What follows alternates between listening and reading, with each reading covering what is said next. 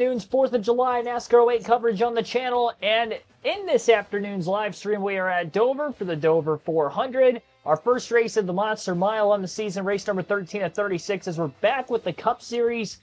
First time since last Sunday that we've ran a Cup race on the channel, and that last race was the Coca-Cola 600. Finished second in that race, had a very tough time at Charlotte. Today's race, though, a little bit better. We're starting on the pole, at least for the start. With the car tomorrow in this game, I seem to have pretty good races. We're using the car tomorrow here in this Dover event, so I expect good things to come. But now that I did qualify the pole, does that mean I'm going to struggle on the long run? Because it does seem that I'm good on the short run when I qualify well, struggle on the long run, vice versa, where I don't, even if I'm not struggling on the short run if I don't qualify well, the long run speed is there. So need to have that long run speed. Going to give a little bit more wedge into the car post-qualifying. I tried to free it up a bit for qualifying so I'd have a chance to qualify as good as I possibly could because I knew I had a shot to go for the pole. Was able to get it. We'll see what we can do in the race. 400 miles, 400 laps. And again, happy 4th of July to everybody watching the stream today. Green flag is in the air. We're underway. We're going to get our weekend NASCAR fix in early with some NASCAR 08 action here this afternoon.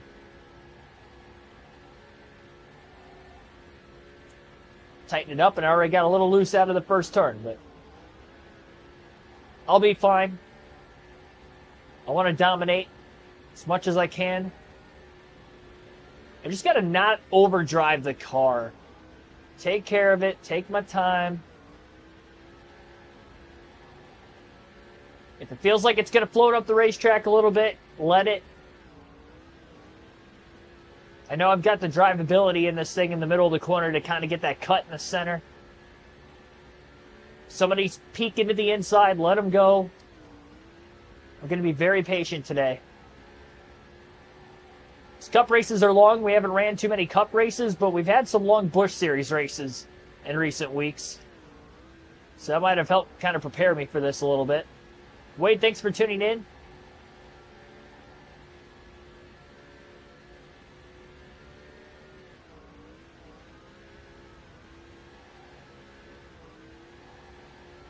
Trying not to push 100% right now. Ran a 22.413 that last lap. My best lap was a 22.008 for qualifying. I didn't practice. I just basically plugged a setup in. Qualified on the pole. I just knew with the car tomorrow on this game, I seem really quick with this car. Any track I go to. Here at Dover, no different. I had to lift a corner exit to keep it off the wall, and now Mark Martin's got to run.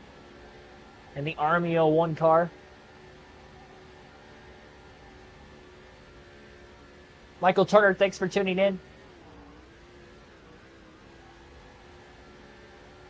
Pool day on the 4th of July. I mean, nothing screams more summer than that.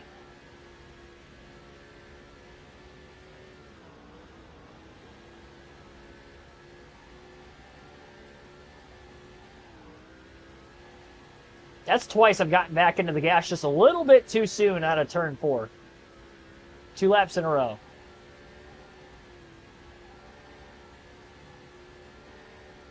This is definitely one of those tracks in any of the EA NASCAR games I've played. It's so tough to pass because the corners are way more narrow than what they seem to be.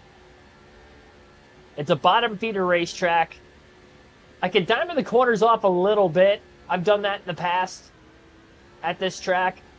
I didn't mean to do it right there, but I guess that's how I was talking about it. It only made sense.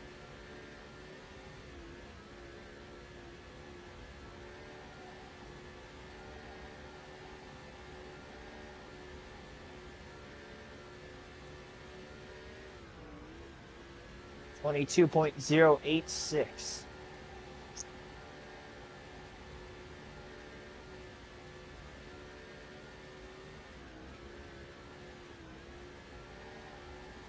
I think it's 250 years next year.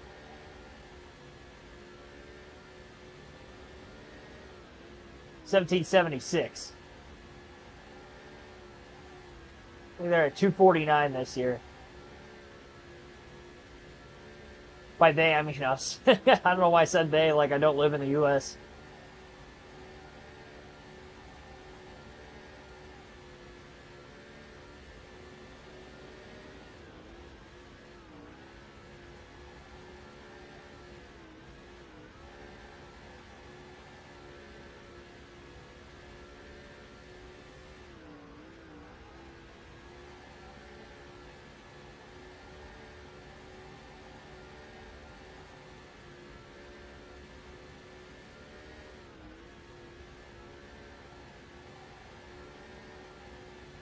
Busch up to second. Hendrick was pretty good on the Car Tomorrow races in 2007, so maybe Busch will have something for me that Mark Martin didn't. And he was in second. Ryan Newman's had a lot of speed this season and quite a few races where he's contended for the race win, so him being in fourth right now and qualifying well isn't surprising either.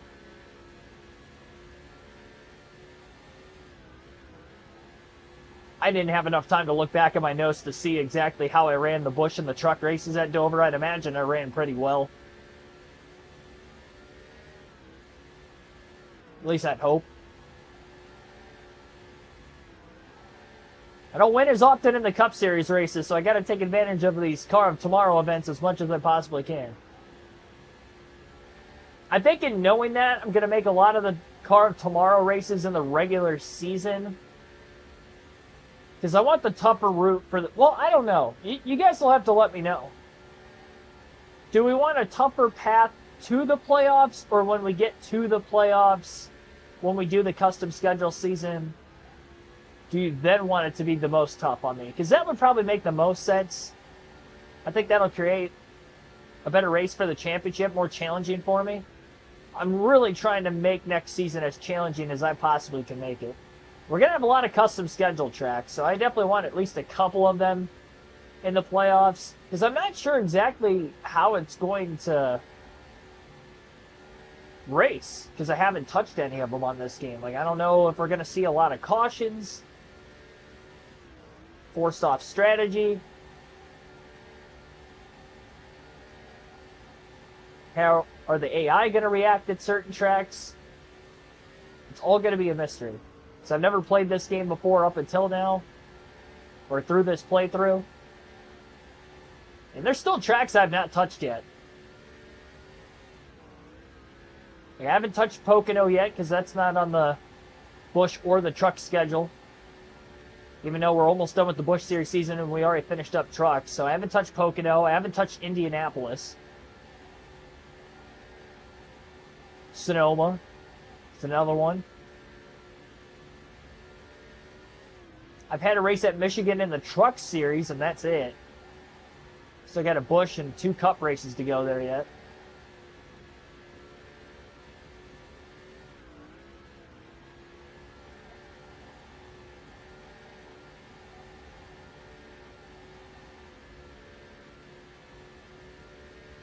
Raced at Kansas in the Truck Series, but that's it. Haven't touched it in the Busch or Cup Series yet. Homestead. I haven't raced at Homestead yet. So there's quite a few new tracks that I haven't touched on this game. And that's not even counting all the fantasy tracks with the Cup Series. The only fantasy tracks we have run are a lot of the ovals, because of running all the truck races and then the Busch Series races up to that point through the season. There's quite a few of them. Total Bug 5, thanks for tuning in. Happy 4th to you as well.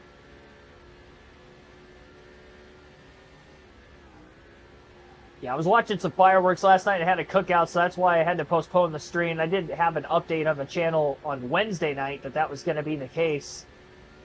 A little tired, because I worked earlier today. We got overtime back at my work, so I'm going to be pumping in a lot of hours again, like I was through March and April. End of February. Pretty much started the NASCAR season up until I went on vacation.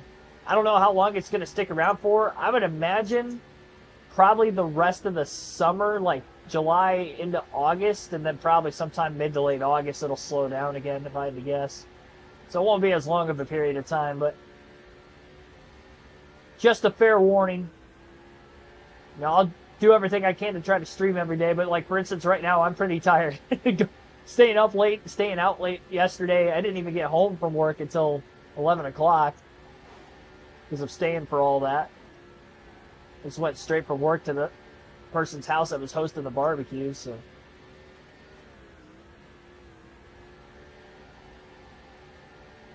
Here we are. Oh! Very decent sized hit against the wall off turn 2. It's the first time I've touched the wall. First 25 laps of the race.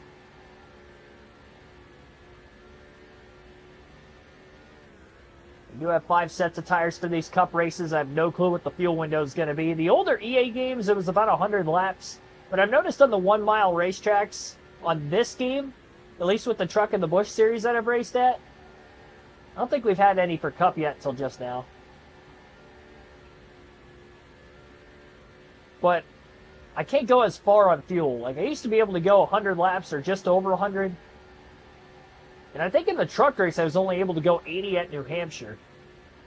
I haven't raced Dover in a long time on this game, but New Hampshire, I definitely remember from a couple weeks ago with the trucks that I was only able to go 80 laps. Now, what I can't remember about that is if that was with the cautions or without, because there were quite a few yellows in that race. I think we hit 10 cautions. Little bit free out of turn 2, and that might open up the opportunity for Mark Martin to finally make that pass for the lead. He's all clear off the exit of the corner. Mark down in front at Dover.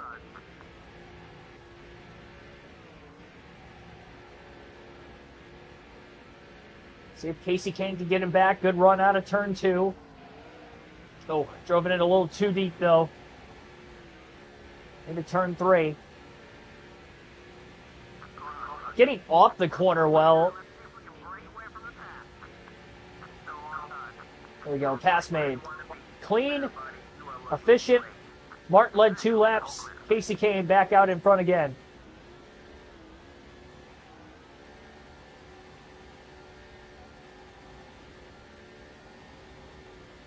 It's amazing how much better the car handles when I'm out in front, though. It's kind of hard to overdrive the car. It's just so much more grip. The corner entry is where I feel the biggest difference. I feel like I could just sail it off in there, and for the most part, it's good. I say that now, and then Mark Martin just got right back around us again. I ran my fastest lap of the race, and he still passed me, so I don't know what that was all about. That doesn't make any sense to me. Now Kyle Busch is underneath us.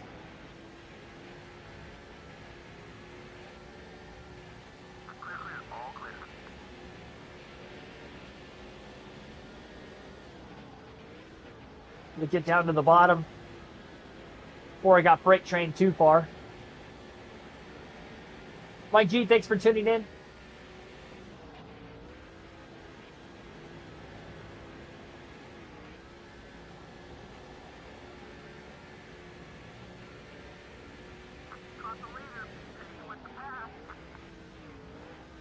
I got a little light.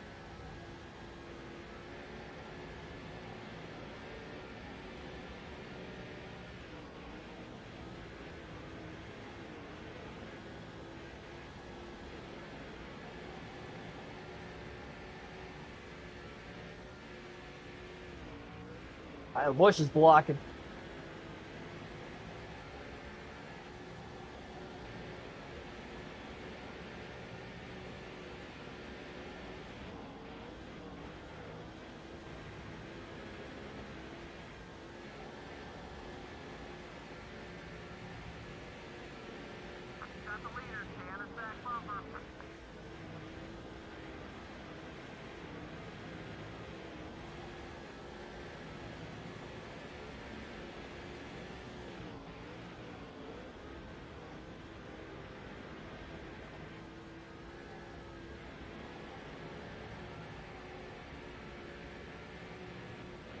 I'd be shocked if NASCAR goes back to Road America anytime soon again.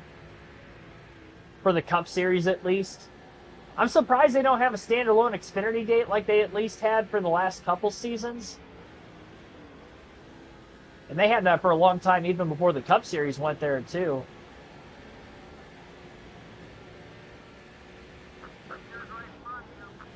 Probably because the Xfinity Series has been going to Portland the last couple of years. I mean, that's the only thing I can think of. That's their standalone date for road course.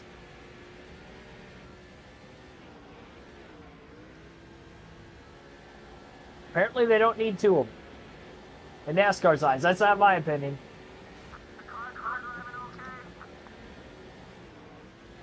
A little too hard. I've hit the wall once and the exit of turn 2 and turn 4 now.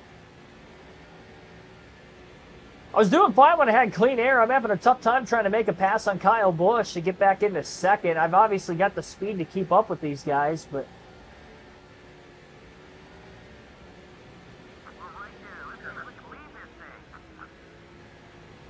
not a lot on the passing department.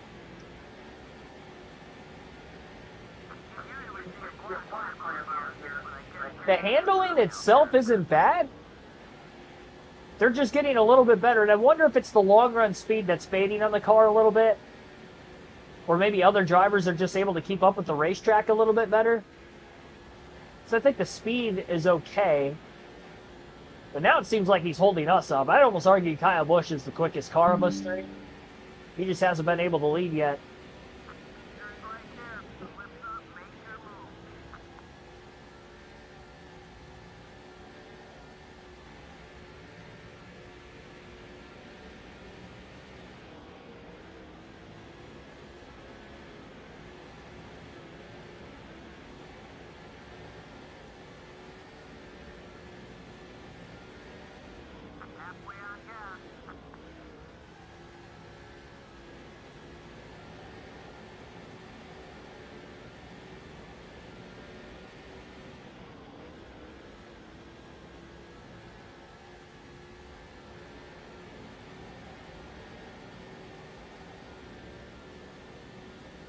Halfway out of gas already, so yeah, it's definitely looking like an 80 lap or so green flag run leading into the first pit stop, assuming we don't catch a caution before then. Thanks for everybody tuning in on this early Friday afternoon, 4th of July. Happy America Day to everybody watching.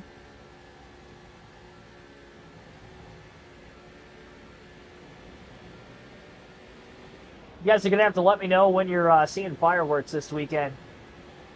If you're seeing them at all. Did you see them last night, maybe? Still to come?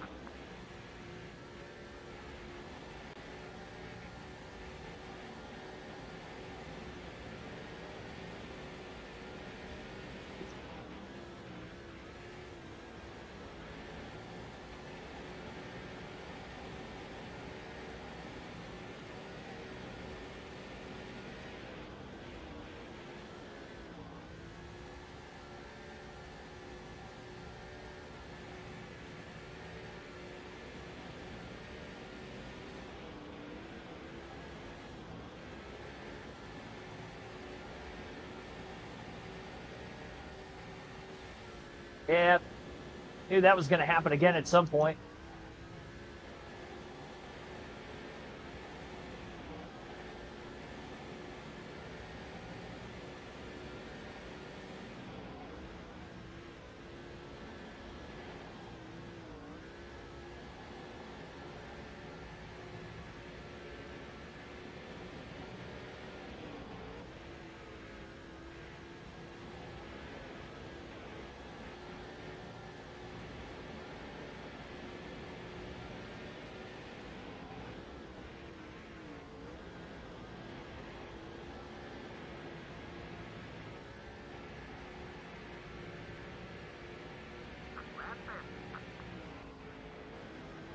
Busch going for the lead. We clipped the apron. Kind of slowed each other down. I caught up to him, but I didn't have anywhere to go.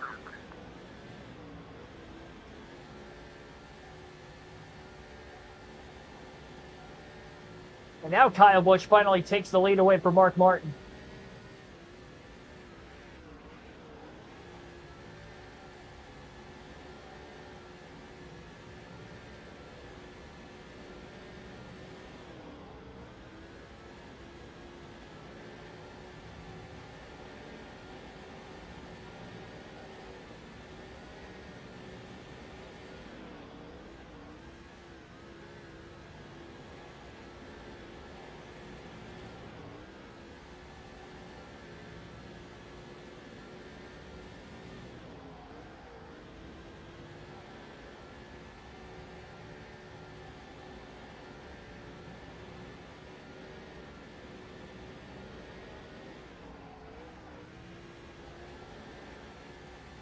I don't like that I'm just right here and I can't get any closer.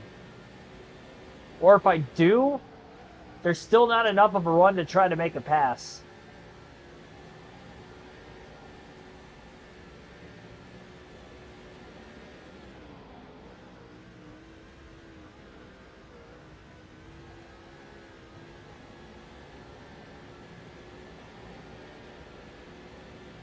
You know, I'm surprised they didn't try to make Indianapolis more of a tradition on the 4th of July.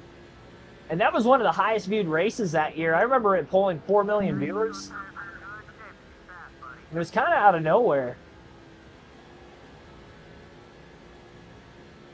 It was the highest viewed Brickyard 400 for however many years it was before that. And then that was the only time that they ever had it on the 4th of July.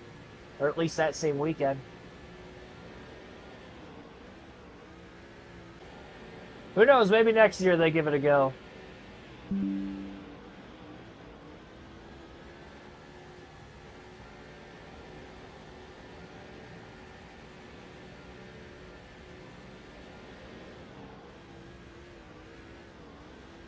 Not gonna lie, I thought this race was gonna be so much easier for myself to try to control. We're in contention, we're just not the one leading the laps.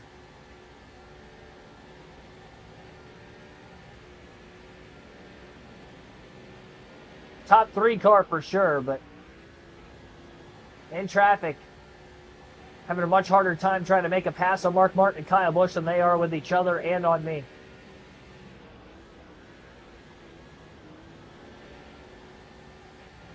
They're going to have to make a pretty vital mistake.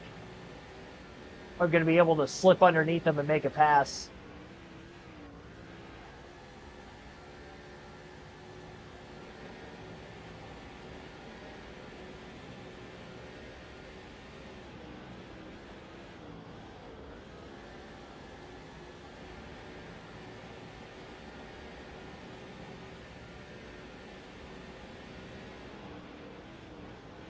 We have about 20 more laps till we pit.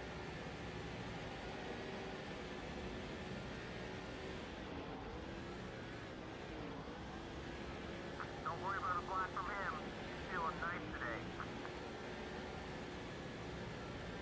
today. Into 4 stops.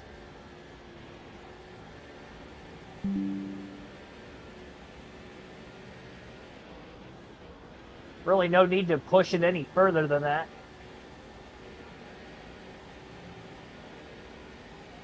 I mean, obviously, I guess you risk a caution coming out by pitting a little bit earlier. Getting trapped a lap down. There's nobody off the lead lap right now, though, so I guess you can afford it early in the race. Come on, man. Let's go tire fresh.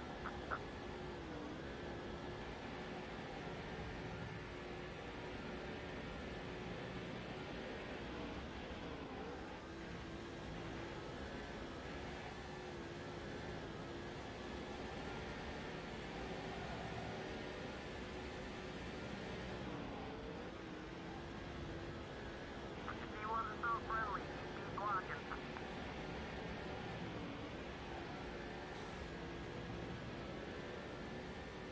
Third time I've slid up against the wall.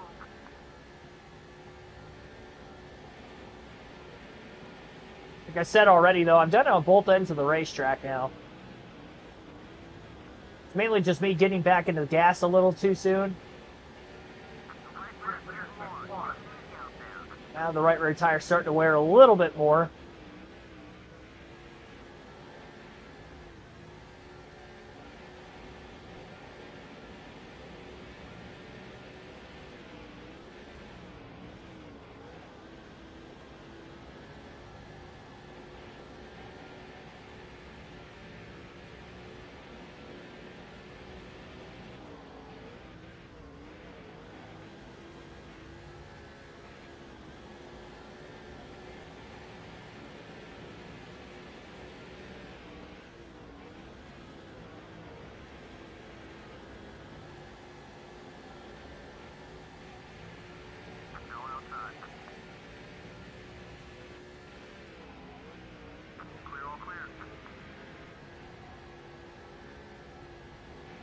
You know, I might have had a shot to slip underneath Mark. Okay, there we go. Now we got it run. I can't commit. They drive it in so much deeper than I do. Underneath them again. There we go. Wow. Then I try to drive it in a little bit deeper and I get into Kyle Busch.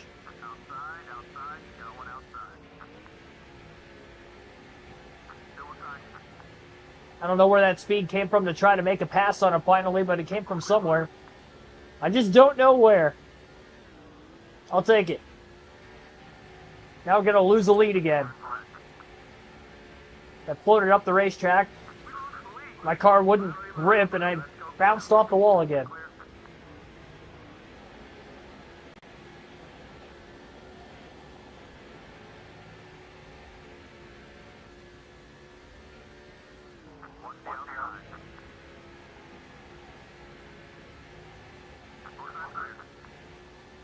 All right, clear again. Ah!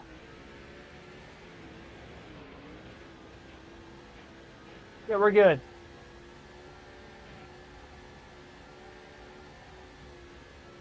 Not give this right back up again.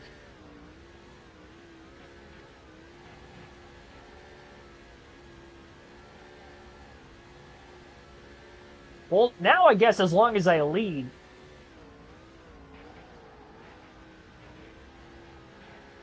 I can continue to stay out on the racetrack.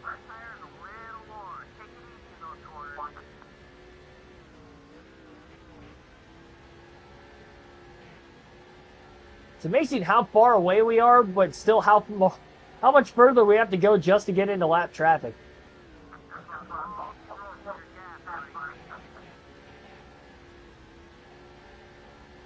Should not take 73 laps and still being this far away from our first lap car on a 1 mile track.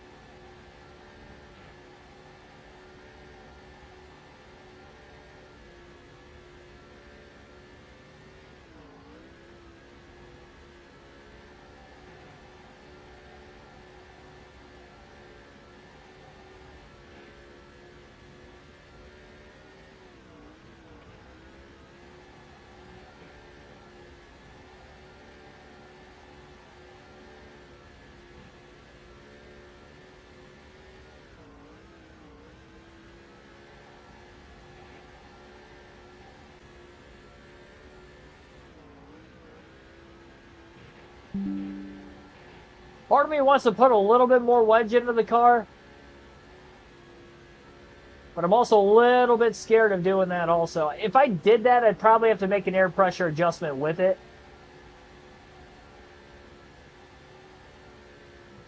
It's worth a try. Far from the last stop, with this being the first stop. If I go the wrong way, I don't think I'm going to go the wrong way by much. We have such a gap over everybody else that isn't in the top three. I don't think I'd fall back any worse than third on the next run.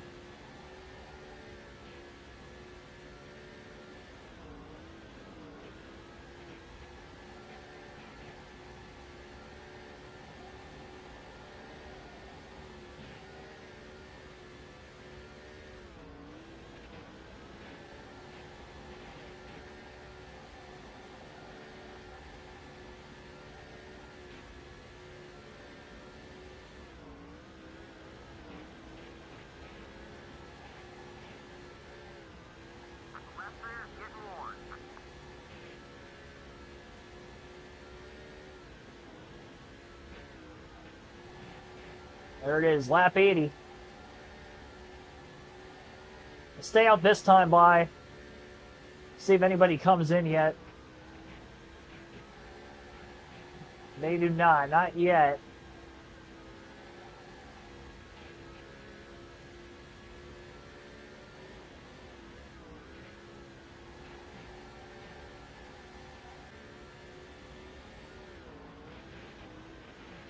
One more.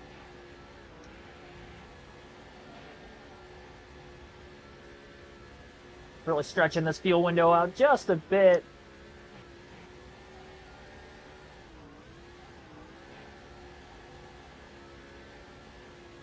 Push underneath the Mark Martin. I'll go one more lap. All right, here comes Kyle Busch. I didn't want to be the very first car to pit just in case they were going to go even further. Lap 83. Right now I'll pit this time. For sure.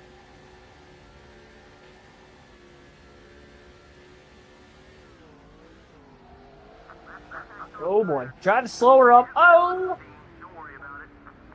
You're slowing up a ton. Let me in, Mark. They were all kind of slow getting into the pits. I didn't make an adjustment that time. I kind of meant to, but I just realized. I think I know why the car's a little free. At times. Air pressure was higher than what it should have been. Oh, a little bit of a mistake on pit road. I'll tell you what, Casey Kane's pit crew was terrible when we ran the Coke 600 last Sunday, and they're already 0 for 1 today.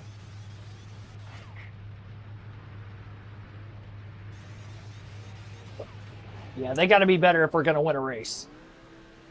Another race.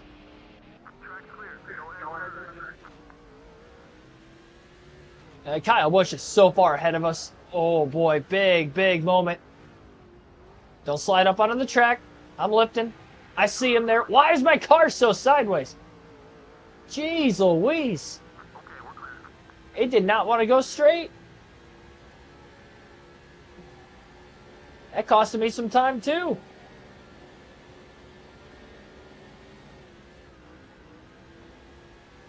It's like I had cold tires. I didn't think that mattered much on ovals.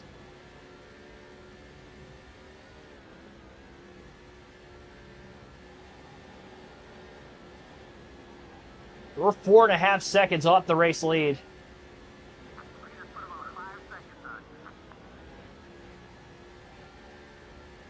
Kyle Busch is out in front. I would imagine Mark Martin in second, and we're in third. There's some drivers off the lead lap after the cycling and pit stops. Dale Jarrett, one of them. He's not that far out in front of us. Still caution free, 87 laps in.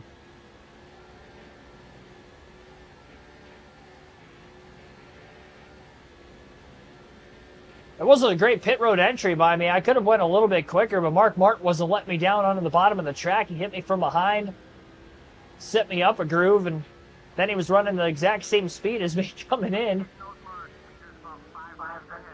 Wanted to get in line behind him, and every time I check up, he was right there. I tried to go faster, he was still right there.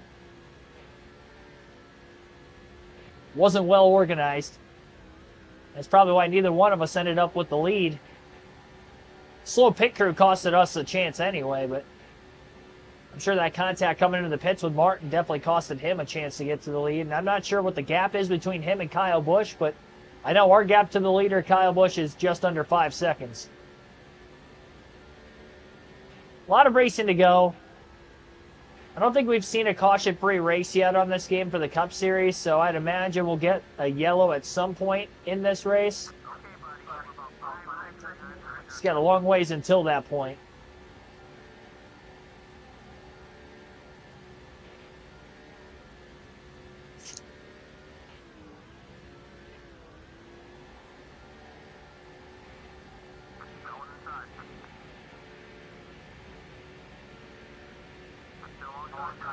There's just enough room for Sterling Marlin. Wasn't able to complete a pass, though. Barely stayed in front of him.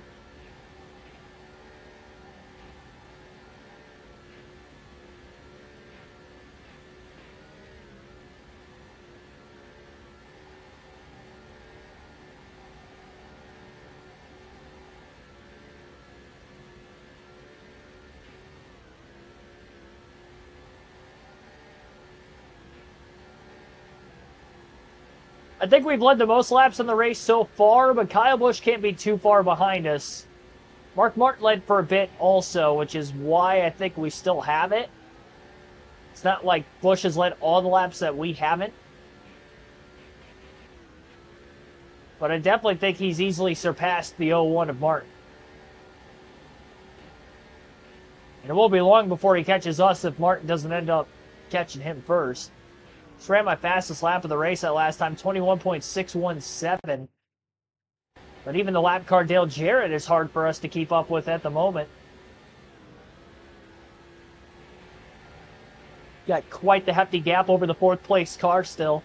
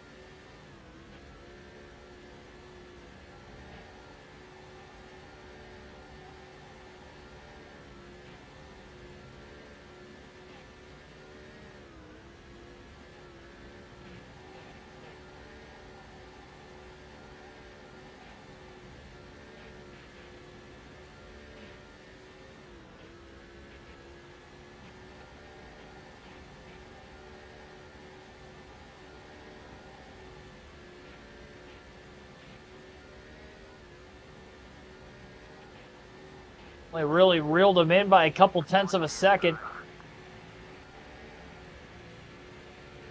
Now we're probably going to lose a little bit of time with Sterling Marlin getting by us. Cross the 14 car back over.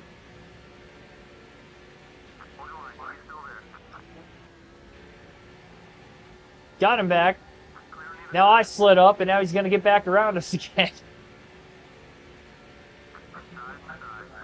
I'll say if this was a battle for position, it would be a great battle, but it's not for position. This is called wasting my time. That's what this is called. He's wasting my time more than I'm wasting his, because he's a lap behind me. What's he got to do? Catch Dale Jarrett for like 30-something?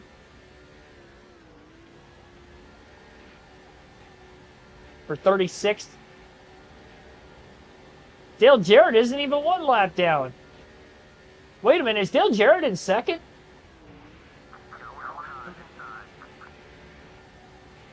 I didn't realize that I was battling him for position. What happened to Mark Martin? Yeah, Jarrett's in second. What the heck? Newman's fourth. Michael Waltrip's in fifth. Then Allmendinger. Gilliland. What happened to Mark Martin? Is he still in the race? He's not even in the top 10. He was battling for second coming into the pits. How did Mark Martin fall to 13th? I thought I had a bad pit stop. Lost 2 positions. Man, he lost 10 spots. 10 or 11.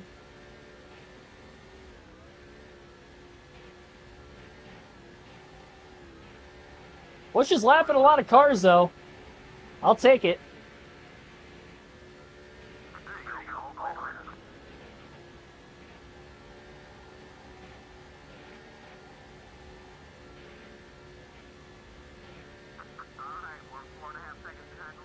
All that does is lock me into a better position for when we do catch a yellow, and all those drivers he has passed are trapped a lap down.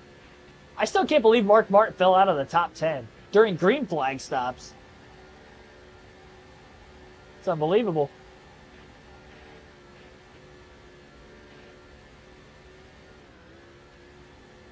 Just over 100 laps in.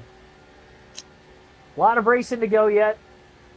We haven't had a caution in the race, so this thing is flying by. I don't think we started the race till like almost 2:10, and about 40 minutes, maybe a little under 40 minutes into the race, we already got over 100 laps in. I mean, we're running some very quick laps. Whenever I race with the Car Tomorrow cars on this game, we blast past the old track record. A 21.617, that's fast at Dover. I just tied my best lap of the race that last time by. And I think it shows because now we're only 4 seconds off the lead. It was about 5 seconds.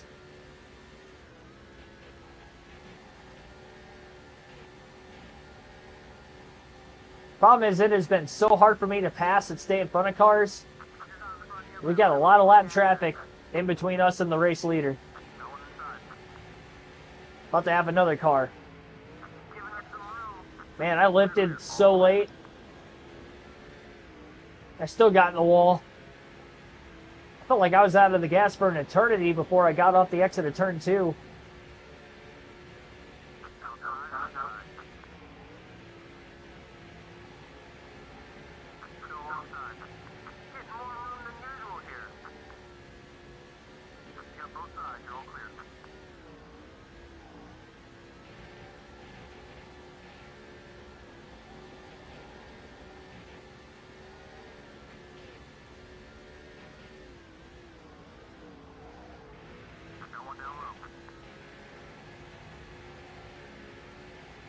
It's not hard for me to overdrive the corners. I haven't done it much.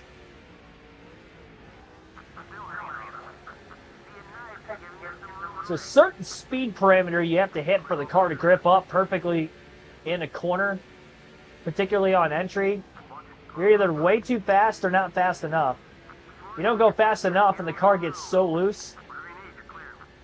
You go too fast though and it skirts up the racetrack, obviously, as it should. I don't like if I try to back a corner up, though, and it gets so light underneath me.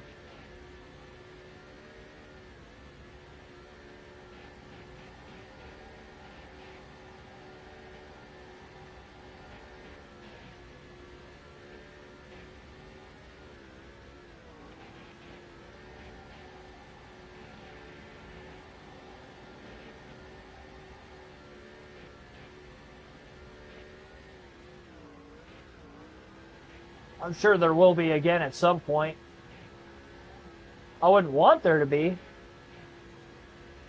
It's been a while since we've had an incident like that at Dover, but it's not hard for it to happen either.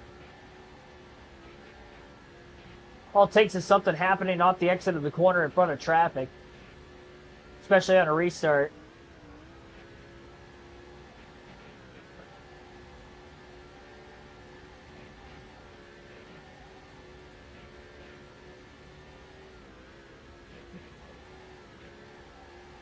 Craig Franklin, thanks for tuning in. Yeah, yellow free so far. But again, a lot of racing to go.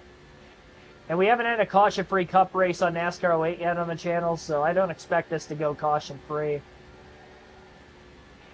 Pit road was jam-packed, so I wonder if it's possible that cars get damaged coming into the pits under green again. Because I saw Dale Jarrett have a little bit of front bumper damage when he cycled out just in front of us. I don't think he's got enough that he's going to shed any debris, but there could be other drivers in traffic that may. That I wouldn't doubt. I just haven't seen enough cars yet to clarify if that is the case or not. It's only time's going to tell there.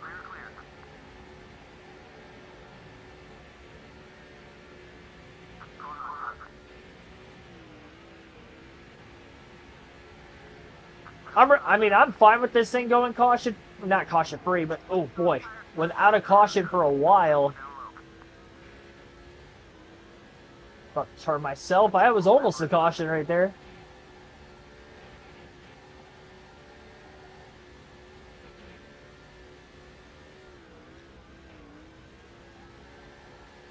But again, anyway, I was going to say that I don't want that to happen for myself.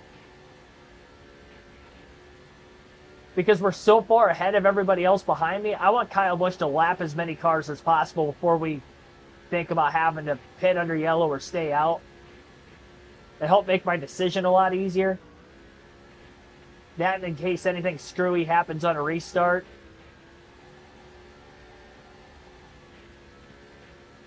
Getting an incident or something of that nature, tail end of the lead lap isn't that much further off my regular position. that it would have been running at the time of the incident.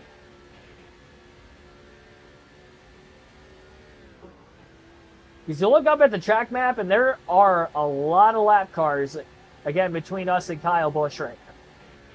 And he's still got quite a few of them in front of him. We cycled through green flag pit stops one more time, which we're about halfway out of gas on the second run. Sometime after lap 160, we'll end up hitting pit road for the second time. And he may end up lapping even more cars after that. Because that's really how he got by a lot of the cars he's currently around. He's passed some during green. Most of them were during green flag stops. I do think it's probably better for me to pit a little earlier to gain more track position back. Obviously, the pit crew is going to have to be better than what they were. The gas man fumbling around like he did, trying to get the gas can into the nozzle or whatever you want to call it. Whatever the fuel injector. There we go. There's the word, the nozzle.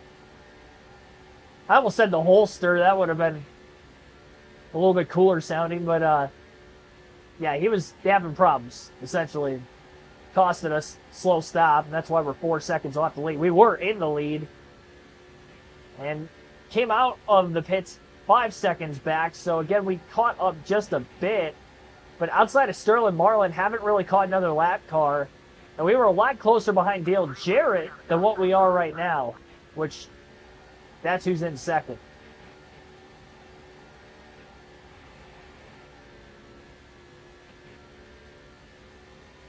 Ken Schrader started on the front row with me, and he's back in 17th. He's kind of been slowly free-falling, though, as the race went on. Poor Kenny Schrader.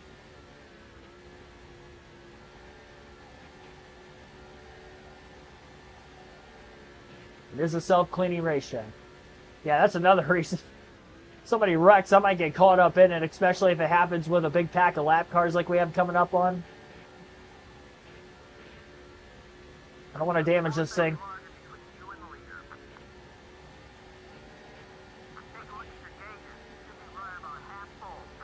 Keep the speed in it. Even if Kyle Busch is quicker than me, overall, which I think he is just a bit, we've got a top 3 car.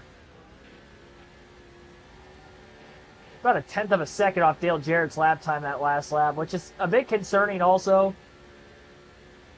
because he's in lap traffic and I'm not, and he's quicker.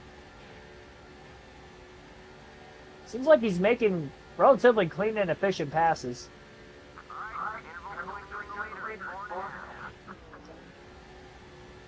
It's only 2/10 off my fastest lap of the race that last time by. We're past halfway through the fuel run, so tires haven't fallen off much. I didn't make any adjustments on the first stop. I thought about it.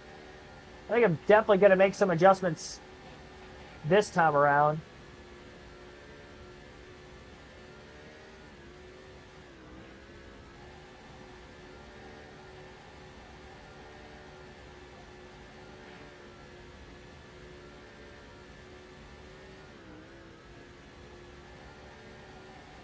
I just got to remind myself to do so a little bit before I do end up actually hitting the pits. All right, the interval between you and the leader is 4.5.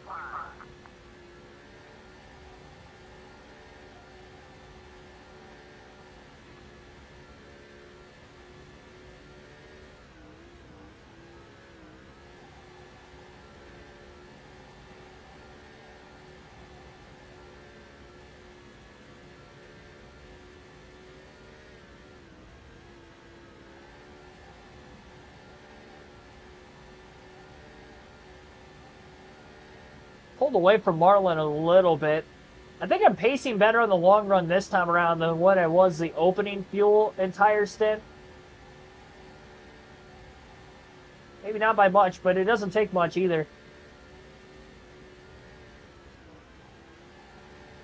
Granted, Marlin, I should say, isn't a great gauge of that, considering he's outside the top 30. But I'm also surprised I wasn't able to pull away from him right when I cycle out of the pits, knowing the speed in the car. It's kind of like the problem with the next gen, where it's just everybody's so equal, it's so hard to make up so much time. That's why the passing is so difficult. I've had problems trying to pass at Dover in earlier EA games too, but I feel like this is a little bit different reason as to why it's more difficult to make a pass. At least for myself.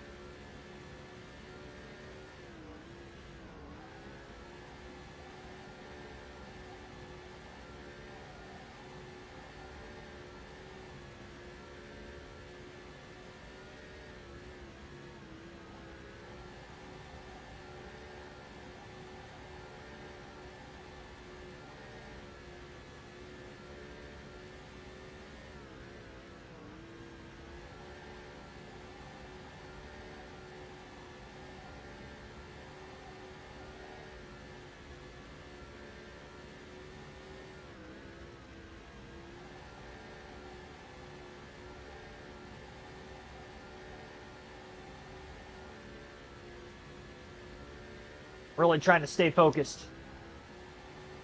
It's where fatigue starts to set in when you go this long without a caution. Especially on a day where I'm a little sleepy, a little drowsy. Bam Hall, thanks for tuning in. I did not get an iced coffee when I left work. That probably would have helped. I thought about it. I was like, I just want to get home.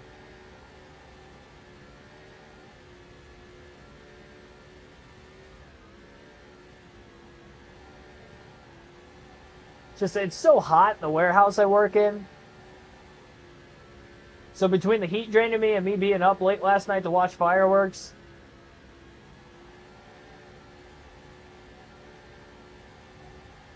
glad I'm not going to be doing it again.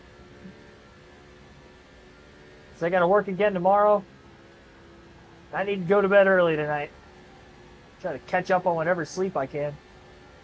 I need to like splash cold water on my face or something. This is, I don't know.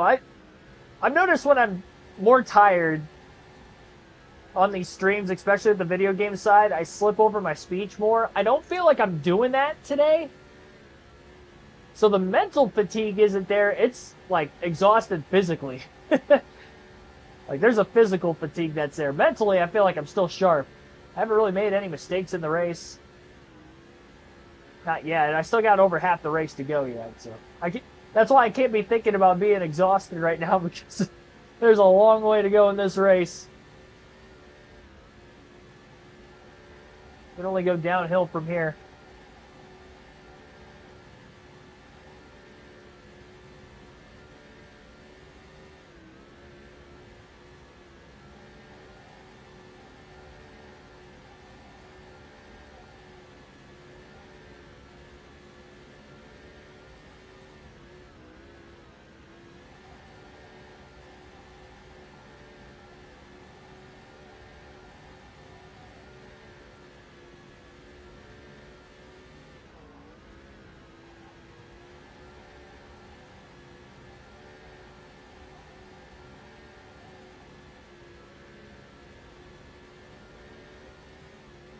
It's 3 seconds off the lead, and for whatever reason, I've lost a little bit of time, and it's down to 3.5 seconds off the lead again. Been pretty good about giving us some room lately. I do feel that the car is more tightening up this run. The first run, it felt like it was loosening up as we were putting laps on the tires, and I didn't make any adjustments, so I really don't know why it is. I haven't been in any more traffic than I would have been earlier. Made a pass on Dave Blaney. My guy, Dave Blaney.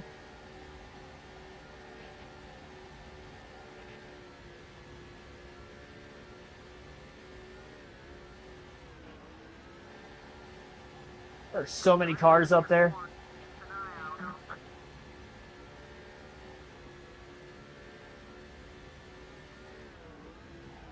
It is easier for me to run clean laps when I am behind them by this much. If I was in that scrum, I don't know. Knowing I haven't really had to pass many cars today. And there's our first yellow. Lap 1. Oh, we got trouble. I see it. I saw the smoke off of turn 2. They wrecked. Is it a track sweeper down the back straightaway? What happened? Oh, Truex. And Paul Menard was in it. A couple DEI cars. And the 01 Mark Martin. Wasn't that a... I don't think it was a DEI. No, that was DEI. Was it 3 DEI cars that were in that? Is that Dale Jr. right behind him, too? Were all 4 DEI cars? What the heck? Alright, I'm pitting. And nobody else is. To make our adjustments. This is interesting. What lap was that? I wasn't even sure. It was lap 146, I think. Alright. Gonna take a little bit of air pressure out. Quite a bit, not a little. I took 4 pounds of air pressure out all the way around. I'm trying to get the car to sit in the corners a little bit better. Yeah, I'm definitely taking 4. I don't need to save any sets. We still got 3 left the rest of the race. And I can go till, what, 80 laps from here for the next stop. I'll get well past halfway.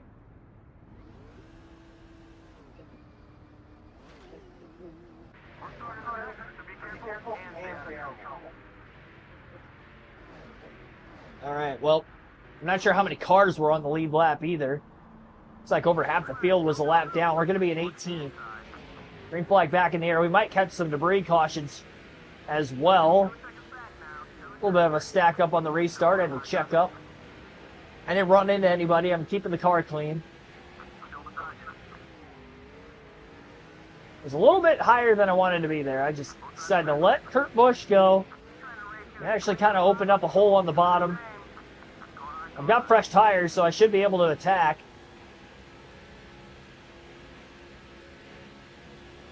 I gotta hope they don't wreck in front of me again.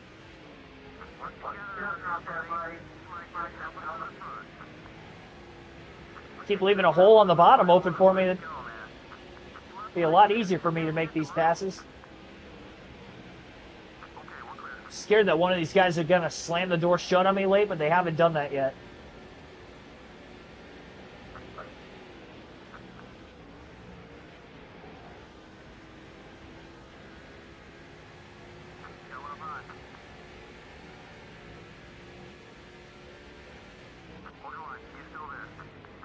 Now that time I kind of got squeezed a bit. Careful, careful. I got squeezed, but I backed out of it, only to end up getting back into him again anyway. I was patient, but not patient enough.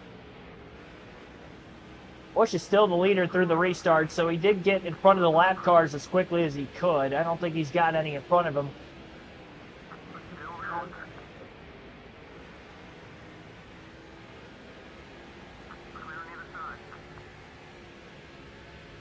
Big run out of turn 4 that time, 3 wide.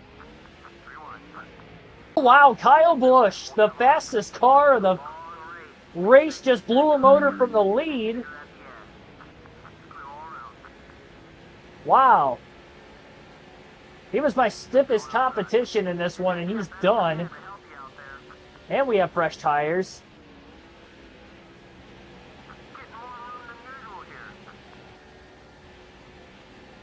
This race is going pretty good all of a sudden. For me. We still got over half the race to go, though, so it might be a little too good to be true. Or too good too early. Busch is out of the race. I saw that car down there. I wasn't expecting it to be him. We rolled up on him, and sure enough, it was him. Are good on tires? Yeah, again, I got 3 sets left the rest of the race, so I'm good. Unless we get a bunch of yellows in the second half of the race, then it might be a little interesting to see what the rest of the field does, but I think I'll be all right. And now that the fastest car of the field is out of the race, too, they're going to have to pit under green at some point in the next probably 10 to 15 laps at the most. I don't know how many laps they saved under fuel with the 3 caution laps we ran, 3 or 4. I knew he was going to chop me off there, so I got on the brakes real late. Let Jeff Burton in.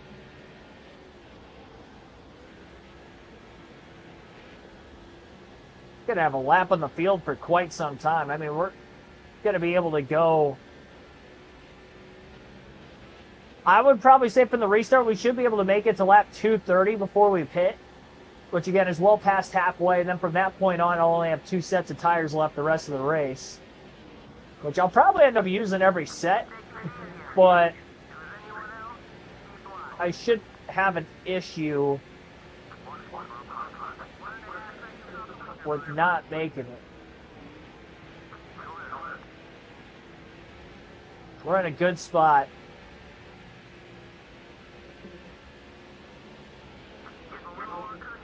Happy Porsche here.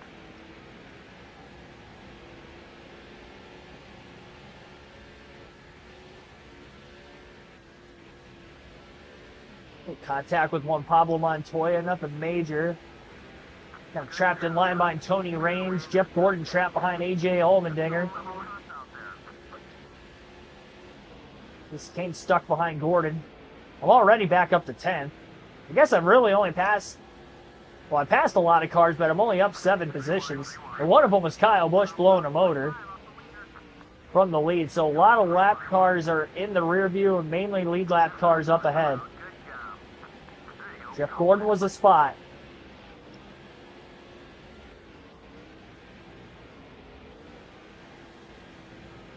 Michael Waltrip leading the race after Busch fell out of it.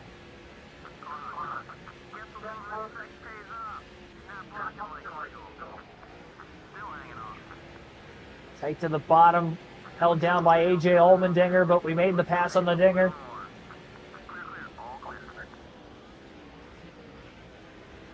Hey, our teammate Elliott Sadler's up in second now. There we go. A couple of Evernham Dodges having a good run today. I remember the whole Coke 600. I was thinking that Elliott Sadler was in the 38 again. David Gillen was leading all those laps the whole time. I forgot he was in the 38. I see Eminem's 38. My mind thinks Elliott Sadler. I'm sorry. Sorry to any David Gillen fans out there, but that's just what I think. He was on the pole in the Daytona 500 in real life, though, with that car. Gillen was. So at least he's got that accolade. But I think Elliott Sadler had a pole in the 500 before, too. Not in the 38, I don't think. Well, maybe it was. Or was it the Wood Brothers 21 where he had the pole in the 500 one year?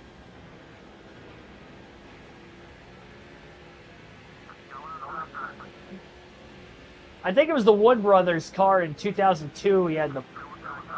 Is that the year he had the pole? Or maybe a front row spot? I know he finished second, but I thought he had a pretty good speed week all the way around that year. Oh well.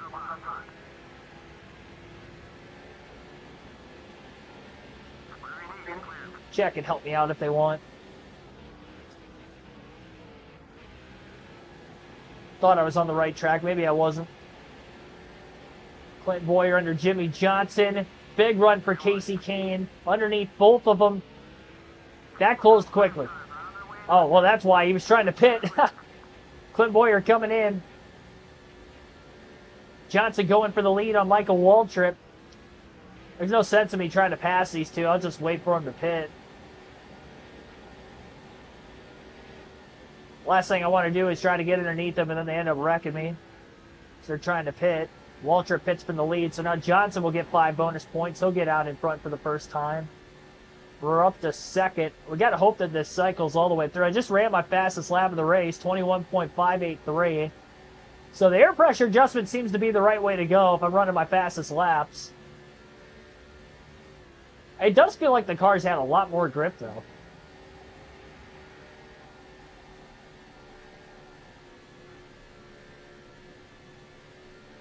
Fastest lap again, 21.532.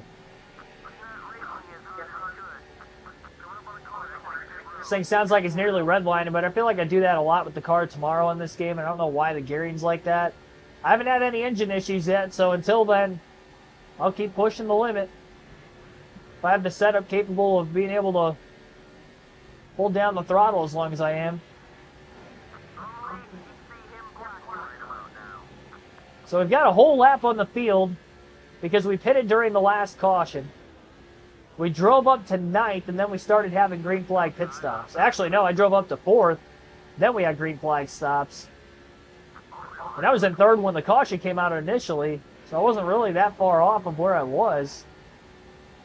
A lot of these guys were already a lap down. We only had 18 cars on the lead lap on the restart. One of them was Kyle Busch, and he blew an engine.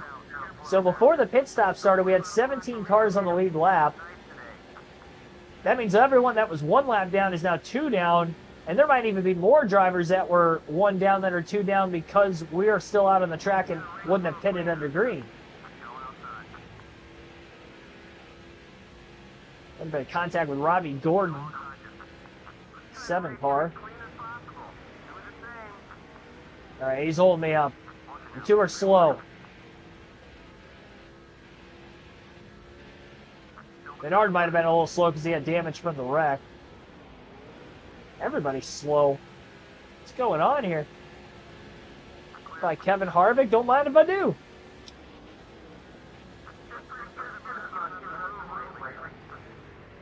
Look out. Now we're 3. Don't wreck, please.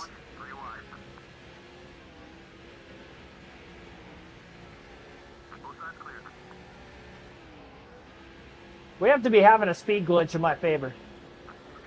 And speaking of David Gillen, here he is. Just talking about him a little bit ago.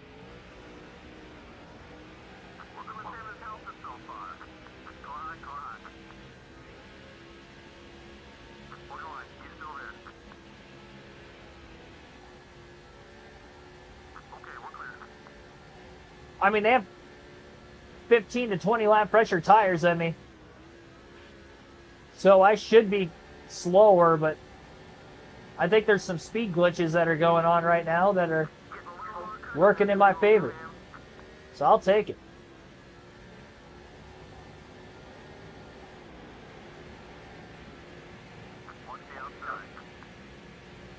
I still can't believe nobody else pitted during that last caution. The only caution that we had. Man, they slow up so much in the middle of the corners now. And in the back of our other teammate, Scott Riggs. That tiptoe. He pulls it in on other cars.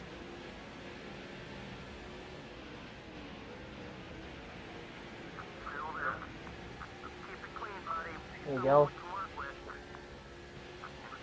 Get by J.J. Yaley on the outside.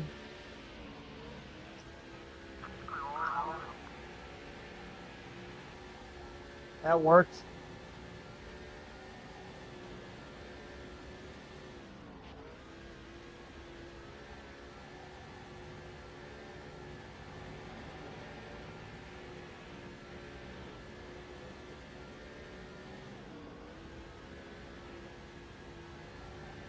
People that are just tuning in and don't realize how I had a 1-lap lead on the field, they're going to be like, what are you on, easy mode? No, actually, I haven't led that many laps in the race beforehand, despite qualifying on the pole. Got off sequence with pit strategy. And I haven't had to pit under green. I still got about another 50 laps of fuel in this thing, too, so go as far as I want.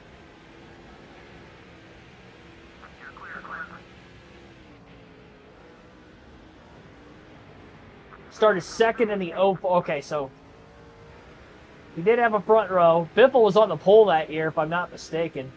But then Biffle blew an engine, so did that move Sadler up to first? Maybe that's what I was thinking of.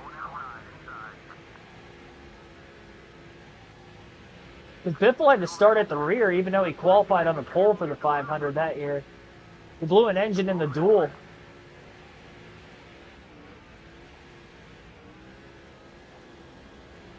Either the duel or practice or something, but he blew a motor, so he had to change an engine. He started at the back. Maybe Sadler in the front row started on pole, even though he didn't qualify on the pole.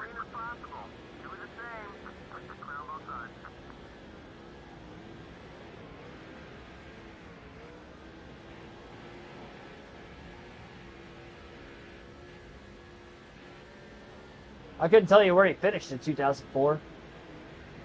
One thing I remembered from that is Dale Jr. and Tony Stewart being light years ahead of the rest of the pack for about the last half of fuel run at the end of that race.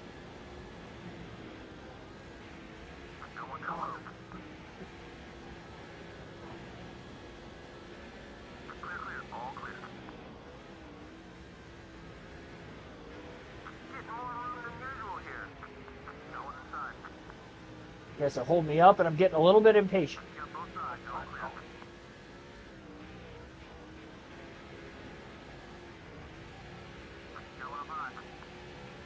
There you go. AJ just opened up the bottom for me completely there. He's not going to keep it open, though.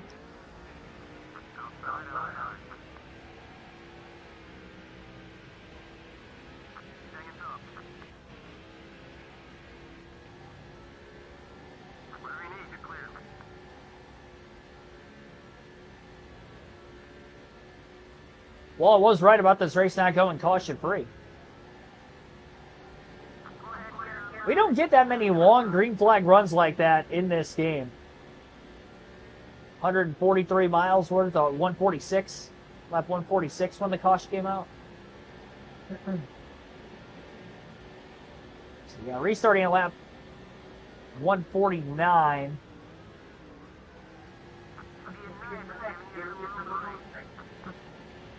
We were able to go about 83 or 84 laps in that first fuel run at the start of the race.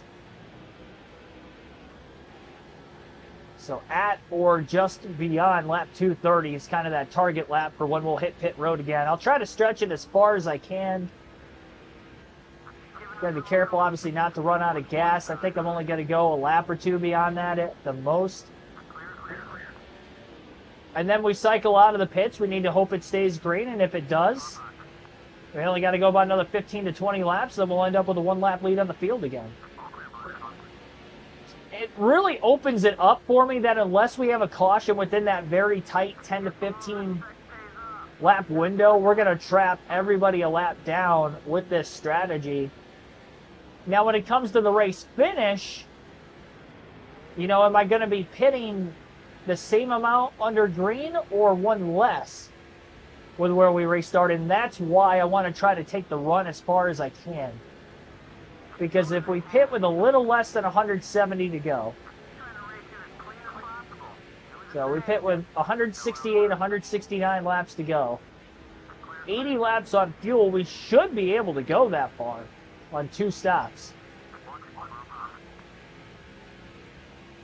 And unless everybody else is able to save, I think we're going to end up winning this race by a full lap if it went green to the end. Which, again, is why I'm confused at why they didn't hit pit road during the caution period and when it fell. Because they only stayed out of the pits for 15 laps. I mean, it wasn't that long. It was close to 20. Some of them did stretch it about 20 laps. And the shorter end of that would have been a 17 or 18 lap green flag run. But that's not a long time on a 1 mile racetrack. That's 20 miles staying out. That was not worth staying out for them. The only other thing I can think of is usually when we have cautions like that in this game, we get debris yellows soon after. So maybe the AI just automatically assumed that we're going to get more yellows for debris because of that wreck on the back straightaway, but we never did. At least not yet. Now it's too late for them. Now, one car would get the free pass with a caution in this circumstance. So, by technicality on the restart, we would have one other competitor. But then everybody else, I mean, they're still out of it. If it stayed green to the end of the race, we should easily win it. If we catch a caution, even right now, it narrows it down between 2 people. So, in every other caution we get beyond that point, obviously more cars are going to get back on the lead lap as well.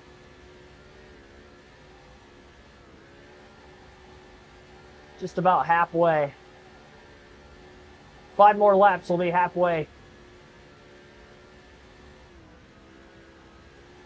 Yep, 320s, 80 to go.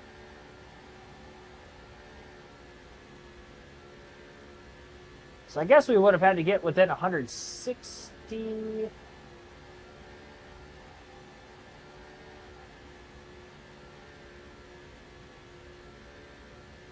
Alright, so maybe we're a couple laps shy then. That's alright. I still like the strategy we're on. We're fine. I don't want to overthink it. You know, even if I'm a couple laps short at the end, I come in, I go splash and go, and I should cycle out ahead of everybody. Especially at the speed we're running during green right now. All that speed glitching that was going on, I probably got the leaders even more. I didn't see who the first car 2 laps down was. I keep forgetting to look at that on the running order at the top of the screen.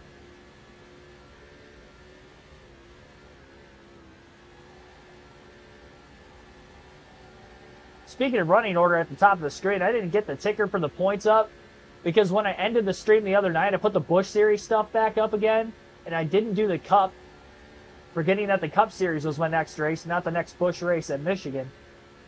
So that's why I don't have all those stats up at the top of the screen like I usually do for how the season's played out so far. Who's won, who hasn't.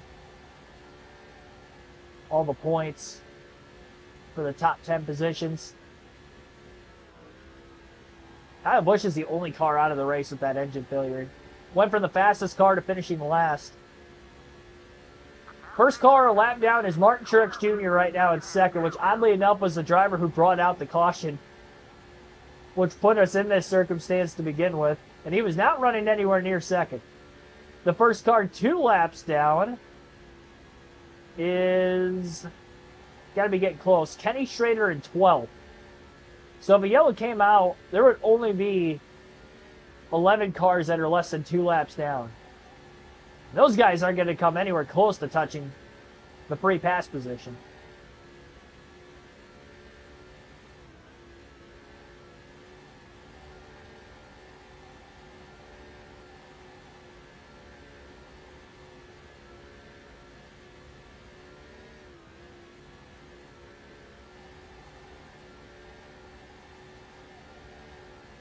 Made the car faster with the air pressure adjustment. I mean, this thing is hooked up right now. I don't plan on touching the wedge unless it falls off a cliff the last, 20, 25 laps of the run, because we're going to have to pit in about just under 30 laps. Finally surrender our 1 lap lead. We have to stay green in that short window, because otherwise all the strategy does is help us lead a bunch of laps, which does equate to an extra 5 bonus points because I already led some before. And with Kyle Busch out of the race now, he was my strongest competitor for most laps led. Mark Martin's buried in traffic. I don't see him leading any more laps, so we should easily be able to lead the most laps in the race now. Yeah, Martin's 2 laps down at 13, so he's definitely... I feel pretty confident he's not going to end up leading any more laps the rest of the race. We give up the lead for 15, 20 laps at a time, even if it's the same driver. We're leading 50 to 60 laps at a time. They'll never catch us.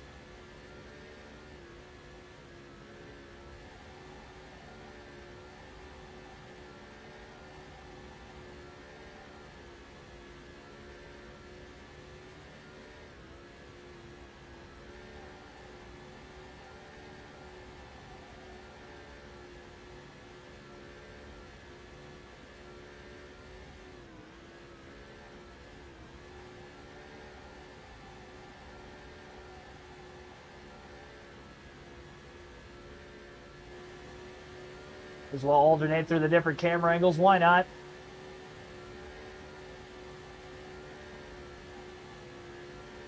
Make this race more appeasing on the eyes.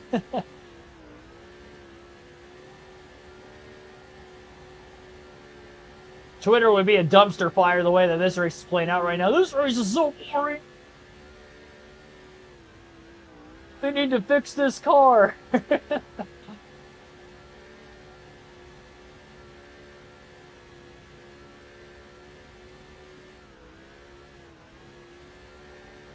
Dover's such a boring track. I had nothing to do with the strategy that led for this to be the case. We're blaming everything else instead of accepting that we just outsmarted everybody.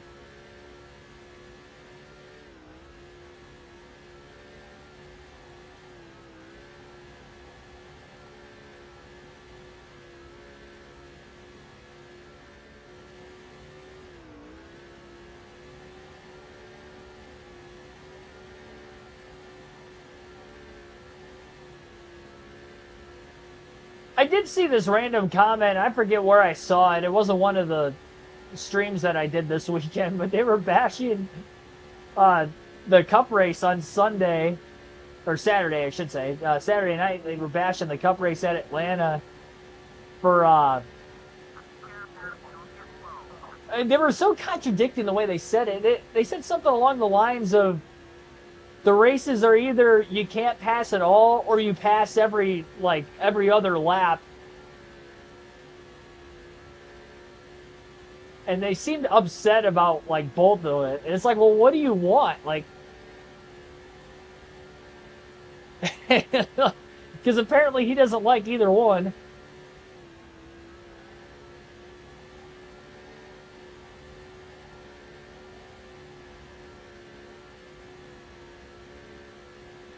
Probably just saying that just for the sake of saying it. I doubt he actually meant it. If he did actually mean it, then I just don't think that auto racing's for him.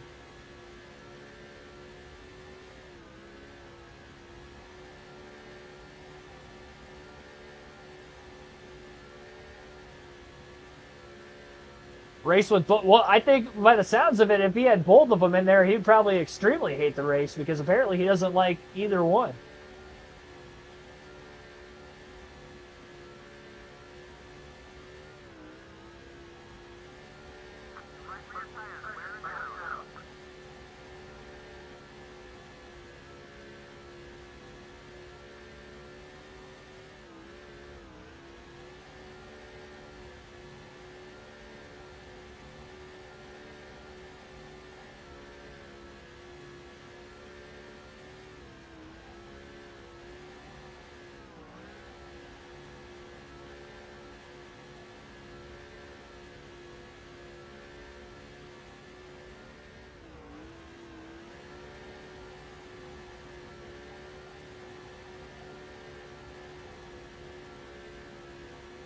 Yeah, Dover would need a night race, especially now that it's in the summer like it is.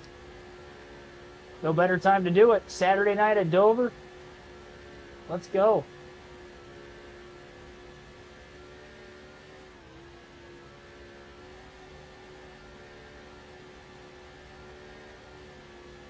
Dover is a beautiful racetrack if you've ever been there in person.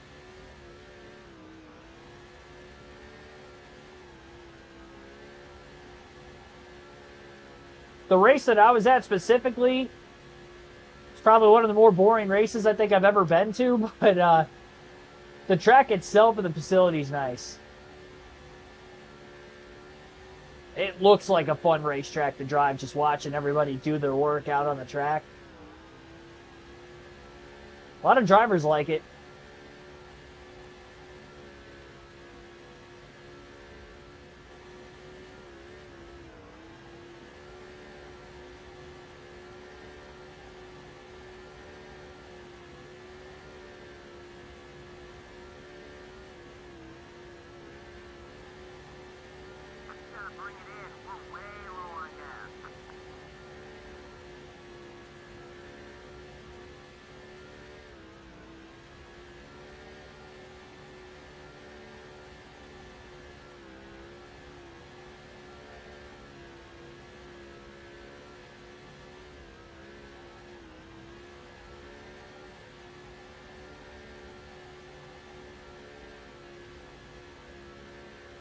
We're getting closer and closer to when we have to pit.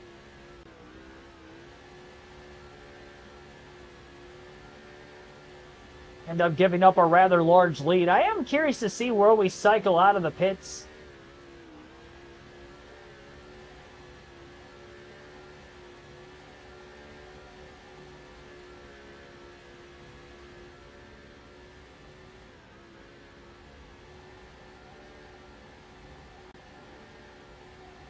Especially with being in fourth place before everybody else hit pit road.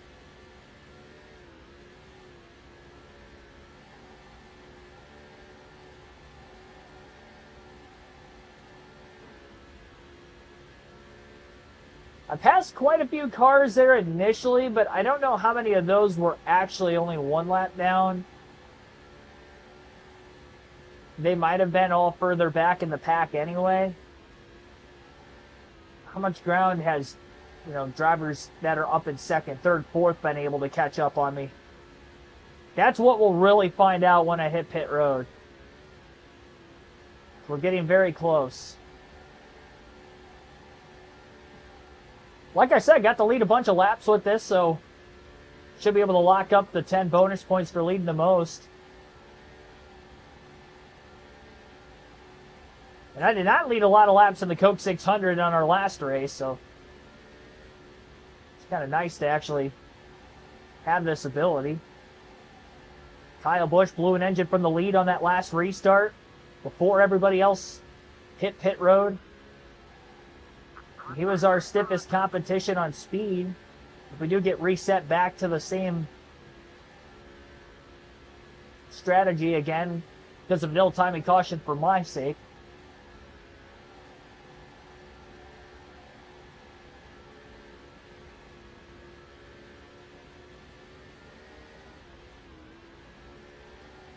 Wheel lights flashing. Like I said, I'm going to try to go as far as I can here first. We're bringing this car onto pit road. Kenny Schrader, who's the first car 2 laps down, is right behind me in 12th. He's trying to get one of his 2 laps back.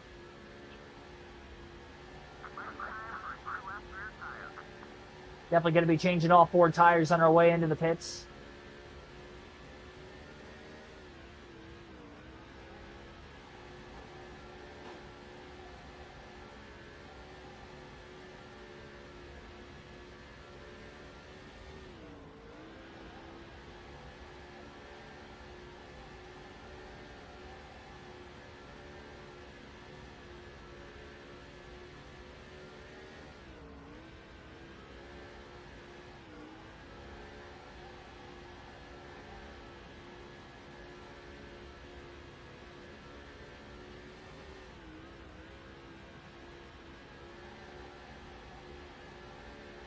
Yeah, I mean, the entrance to pit road's definitely tricky here. Nobody else pitting. At least have a clear racetrack to be able to make my move in. We're going to go one more lap. We're going to pit at lap 232. So when we cycle off pit road, we'll have 168 laps to go at the Monster Mile. Oh, we got cars pit? What? Or is it just one? Somebody else blow an engine just a second ago? That might have been what it was. Kenny Schrader just passed me on the high side. He's not clear yet. He was close. Ugh. What a freak, driving the heck out of it. Alright, I'm coming in. My transition off the banking is what almost gets me every time. Solid pit road entry there. No adjustments. 4 tires. Full tank of Sunoco race fuel. And we're in for pit stop numero dos.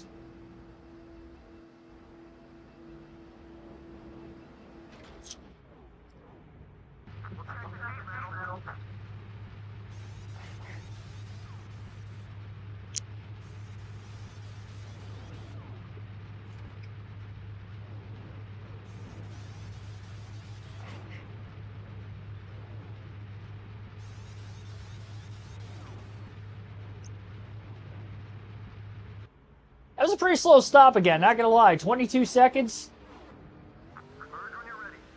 Oh, wow, I lost quite a bit of time. I guess that was expected. Should have been expected.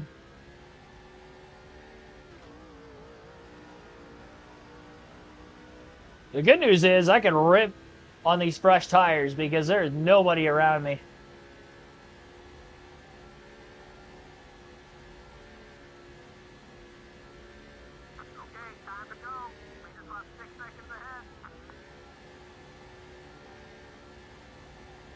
Maybe we lay down our fastest lap of the race.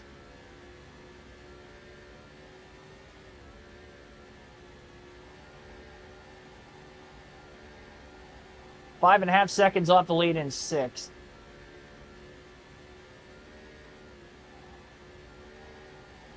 Now I just need everybody else to keep it clean.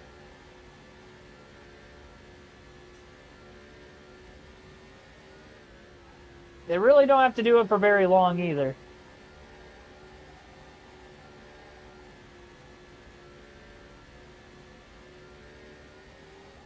If I go 84 laps on these last 2 runs, I'll make it on fuel.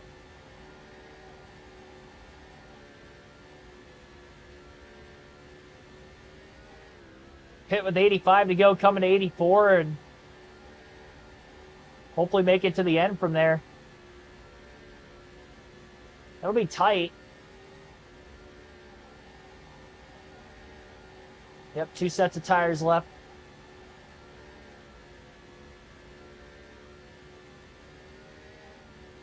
Which is tough, too, because the advantage here, if a caution came out, I could pit. I might be forced to having to stay out if we catch another caution. Oh, this grip in the race car feels so nice, though. Nothing like fresh rubber. Don't take that out of context.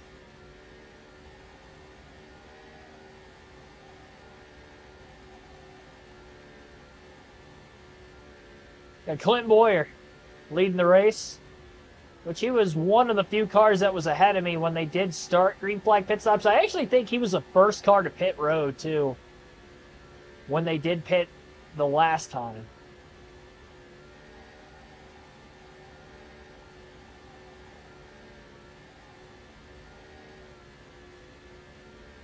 Elliott Sadler's still in the top 5. All right, let's go. Got to get our teammates in the chase somehow. And a good run for Elliott Sadler today is another step closer to doing that. How many cars are on the lead lap at the moment? Is it still 17? I believe so. 18. 18. One of them must have gotten the free pass them at the last caution, so... Back to 18. It'll be back to 1 if they all end up hitting pit road under green again.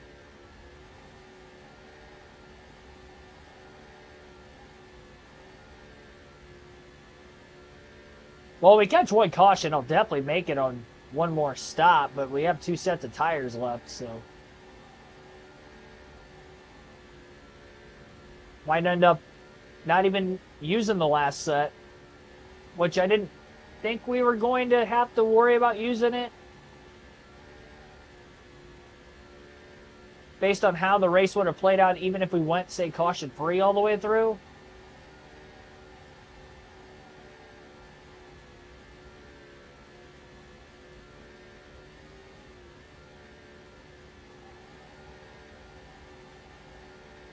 I still can't believe my fastest lap is a 21.532. I mean, what a lap.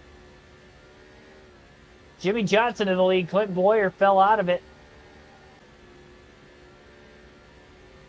Gone almost 100 laps on this green flag run. We're 4 more laps away from 100 laps since the last restart. In a race that has only yielded 1 caution.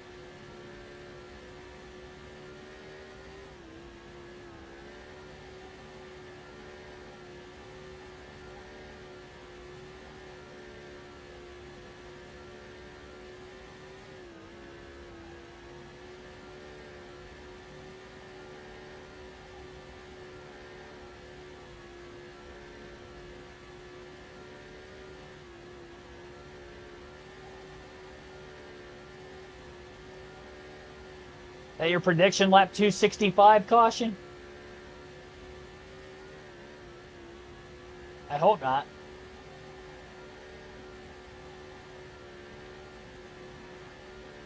Clint Boyer's on pit road. 6 seconds separates you and the leader.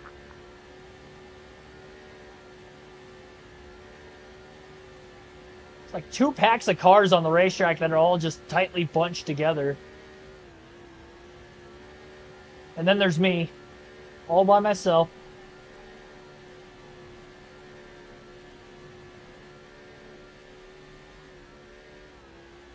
A lot harder to make a mistake when I'm out here just cruising. Minding my own business.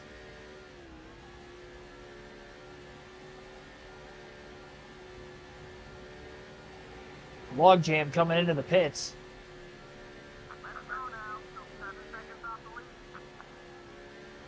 Up to second. Jimmy Johnson's still out on the track. And now Jimmy's coming into pit. Quite a few lappers behind him as well. Jamming it up.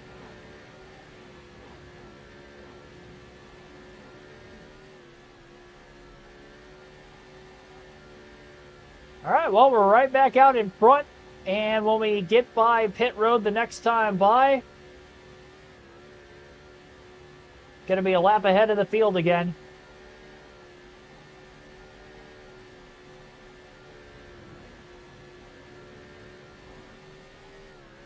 Next question is going to be how much time would we have put back on everybody else? Oh, no, we still got one lead lap car out on the track yet.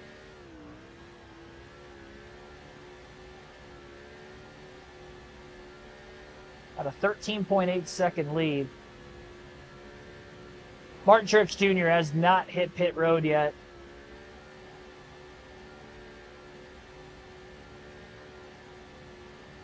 Oh boy, and we've got some smoke in turn 3. No caution though. Stay green. That's why Truex is staying out as long as he can. He caused the first yellow, maybe he causes the next one.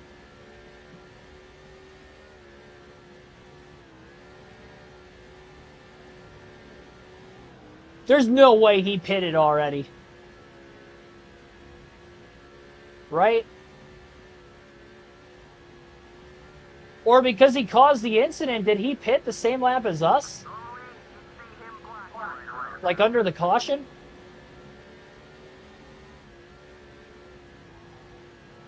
And if so, how were we a lap ahead of him the first time and now he's 14 seconds off the lead?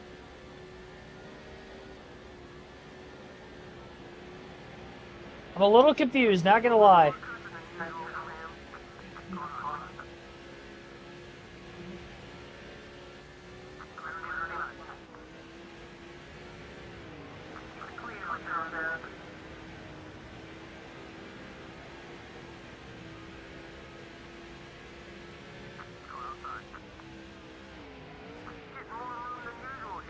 Get out of my way, Paul Menard. There we go.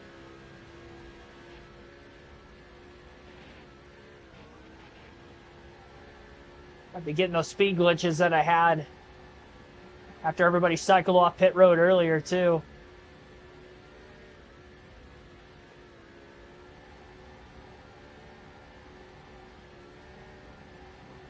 Yeah, I think Truex pitted when we did.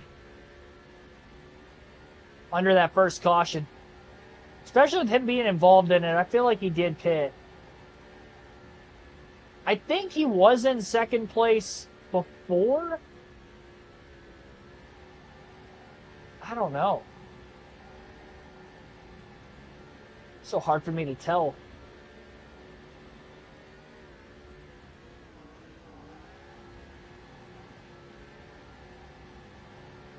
And the biggest confusing part for me is that I was a lap ahead of the field and now I'm not. I'm a lap ahead of third, which is Clint Boyer.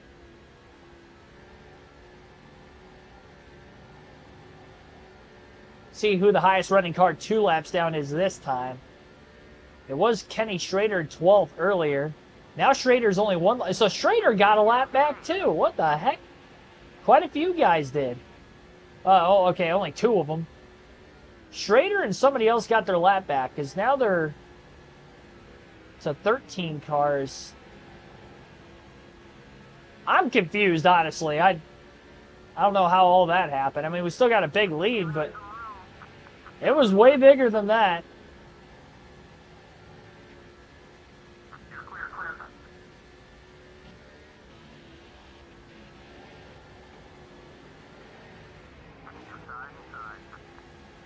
They'll have a speed glitch when I was on pit road or something? Maybe. I can't prove it, though.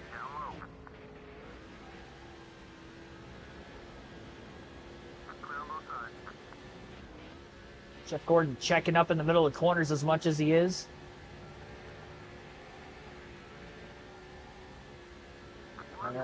All right, Jeff, let me pass you. He's one lap down. He must be in 13th.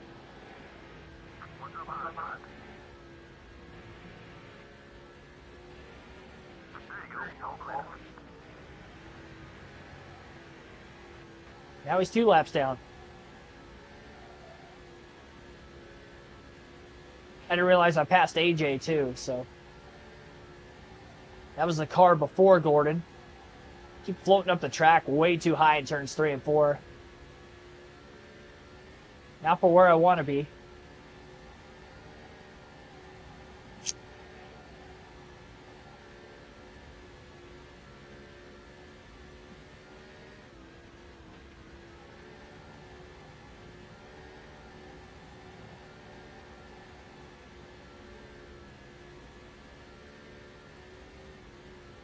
We're getting closer and closer to the longest green flag run of the day.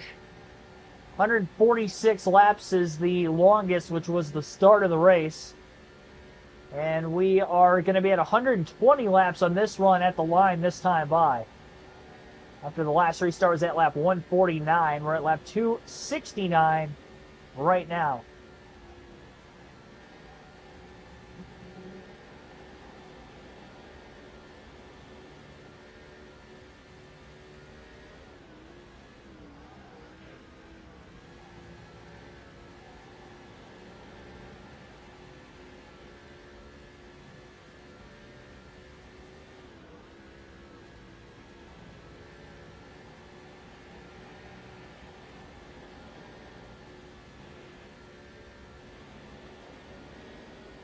Wish I knew the exact number of how many seconds I gave up for Mark Truex Jr. to be on the lead lap in second, because when we have a 1-lap lead, all it shows is a 1-lap advantage. It doesn't show how many seconds they were behind us on top of the 1 lap. He wasn't anywhere close, though. He definitely wasn't in the rear view. Kenny Schrader was for the longest time. That's maybe why he got one of his laps back.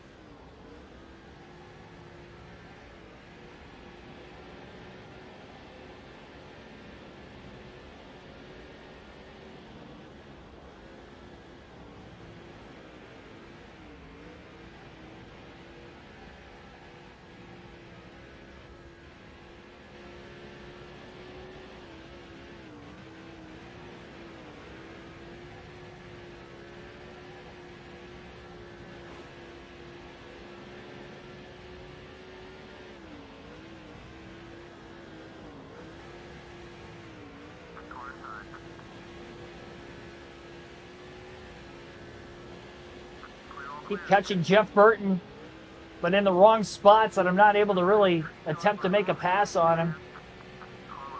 Now we got to run to the outside for a brief moment, but then he's still able to hold clear by about a car length or so off turn 2.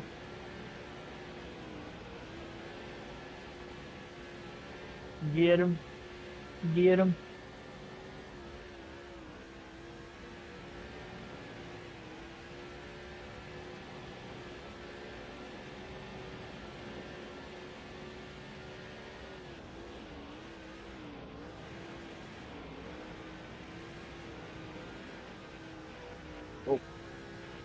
Flipped the apron and sucked me down. Then I saw the entrance to pit road, and that kind of startled me a little bit too.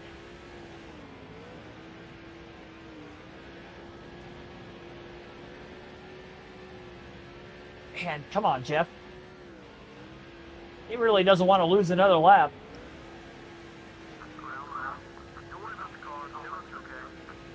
With a little love tap.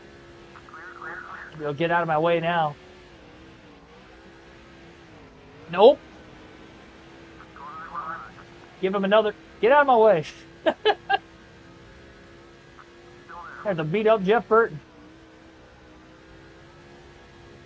There we go.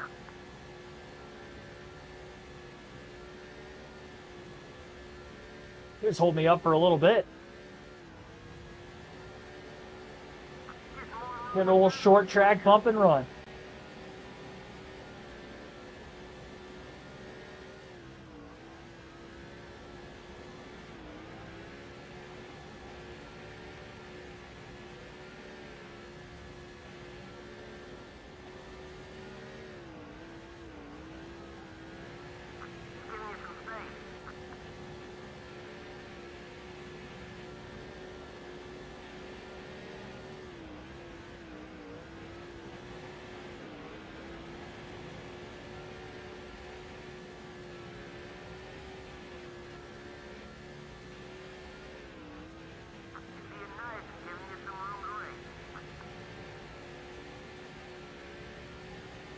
Had a 14-second lead during the run. It's down to 12 and a half, nearly. A little less than that. We get underneath the Ryan Newman. Oh, big slide job. I cleared him, but I think he's going to get right back underneath and around us. Get him again. I had to limp closer to corner exit. Try to keep the car off the wall. That's why he was able to kind of slingshot back around us, but we got him on the over-under move on the other end of the track. Should be able to stay in front of him this time. He had a good start to the race earlier. I don't know what happened to Ryan Newman. Other than just bad pit cycling.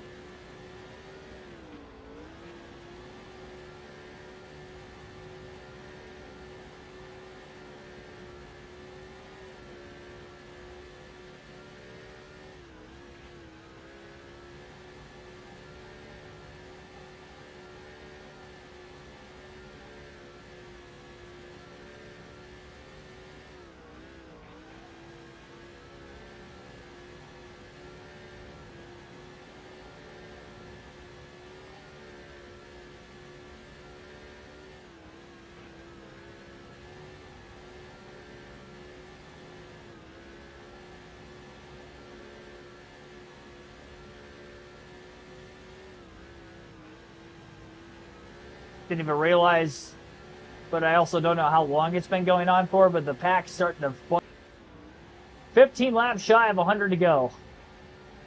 And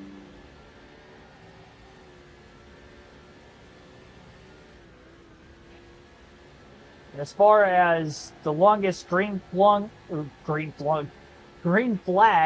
run, there we go, I spat it out eventually, of the race, we are getting very close to that number. Again, 146 is the longest of the race so far. And in a lap and a half, we'll be at 140 on this run.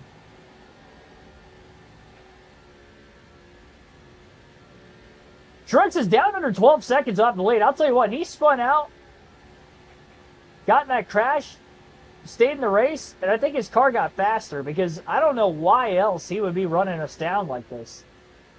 We had a lap lead on the field, and he's 11.8 to 11.9 seconds off the lead, which, again, it's a comfortable lead the way it is, but if we catch a caution and he's caught right back up to us, I don't know if I have the speed to stay in front of him the way things are right now.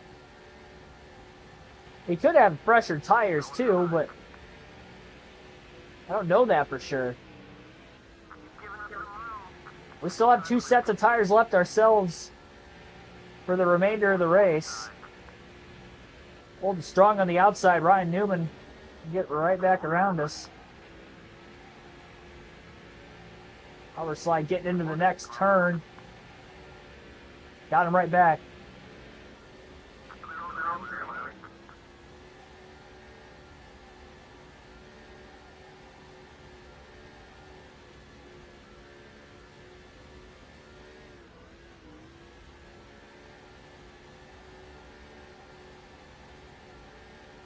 Jeff Gordon going to get by Newman, and Newman might get brake trained now.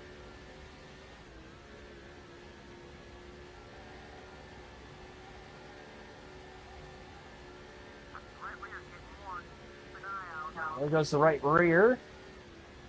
A little bit more wear.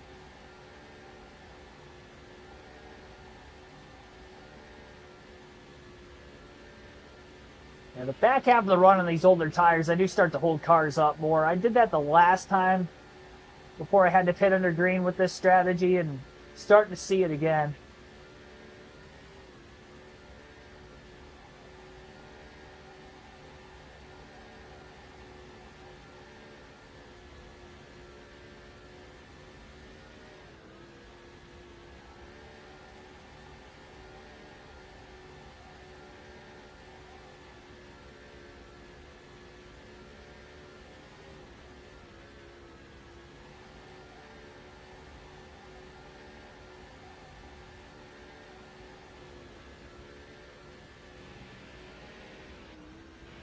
Where'd Newman come from? I thought he fell in the back of this line. I didn't even see him get by Jeff Gordon. Trying not to look out of the rear view too much. Continue to hit my marks. They get close up to that left rear like Gordon did right there. Stay wide, give him enough room. Car handles well enough on the outside. So we got to be smart. We need this race to stay green.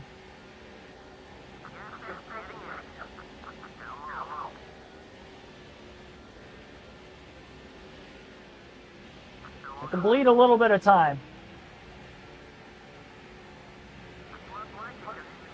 Gordon's about to get passed up there too.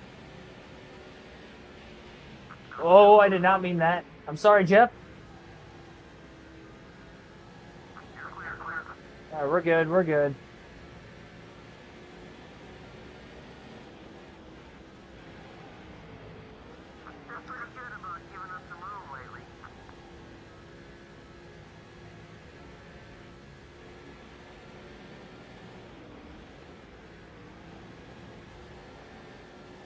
Oh, we eclipsed the longest green flag run of the race now. 150 laps this time by. 146 lapper. This will be 150. Calm race at Dover. The only real strategy coming in during that one caution, you're the only car on pit road. That's why we've got the advantage we have.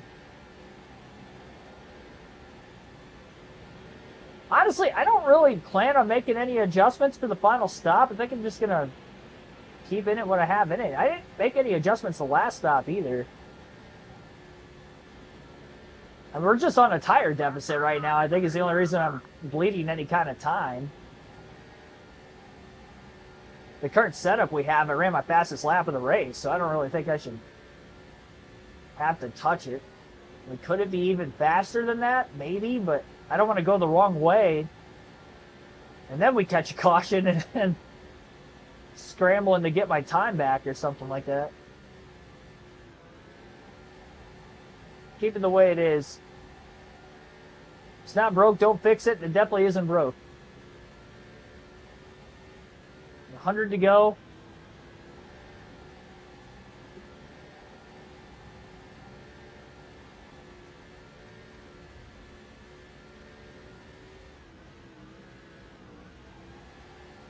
Trying to get to that number of 84 laps to go to be able to make it on fuel to the end of the race. That's going to be kind of tight from what we did pit during the lone caution of the race. Would not have expected all the way back when that caution came out and when I pitted. And not only the race could have went green all the way to the end, but that there was a possibility of it being a fuel mileage race as well. It's not worth saving gas at this point in the run because we got a 10.7-second lead now, but I don't want to bleed all that right now because he obviously ran us down quite a bit during this run. We had about a 14 to 15-second lead, so he chipped 3 to 4 seconds into that deficit since we had the green flag pit cycling, which when they all pitted, it really wasn't all that long ago.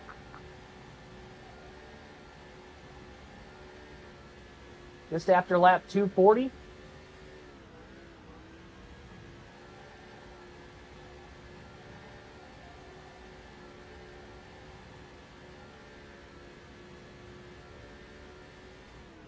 They'll definitely be able to make it on one stop. We're pushing it.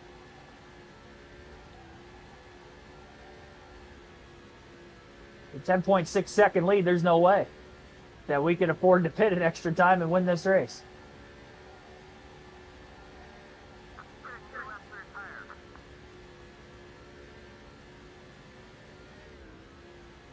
We do have 2 sets of tires left. One of them will be going on the next stop. We're at 94 laps to go right now, so we only got to go another 10 laps to get inside our fuel window. The idea, honestly, is to pit at 85 to go, coming to 84 to go. So, really, we only got to go about another 9 laps, 8 at the line, to get to that nice sweet spot. Split the final run in half. It'll be an 84 and 84 lap run is what we're hoping for.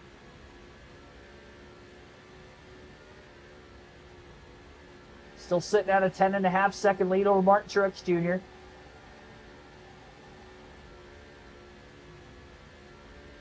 Who would have won the Spring Dover race in 2006. So I guess it's not surprising that he's the guy that we have to beat here in this one for the 07 race.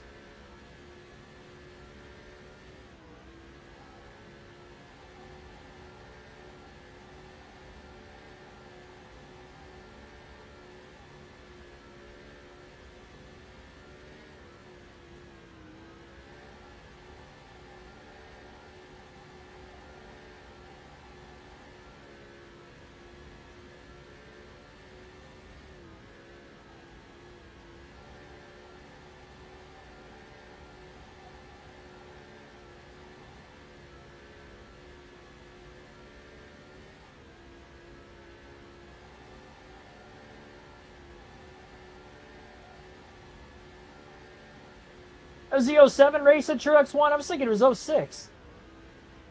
You know, it was the car tomorrow, wasn't it?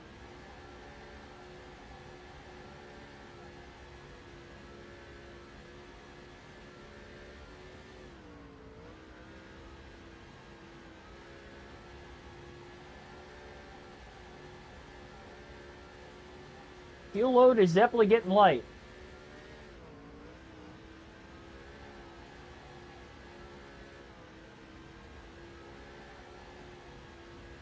All right, I guess Martin Truex Jr. is trying to replicate history then.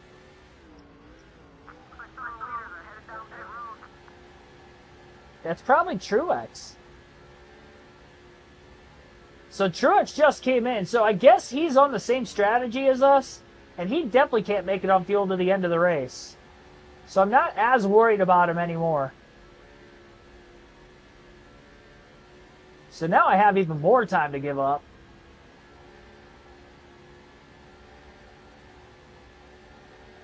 To ensure that we're going to make it. Oh. I mean, I backed the corner up a little too much. And even with the adjustments we've made in the race today, which is honestly a pretty major air pressure adjustment, 4 pounds all the way around is quite a bit. There's Truex. So he's 2 laps down at the moment.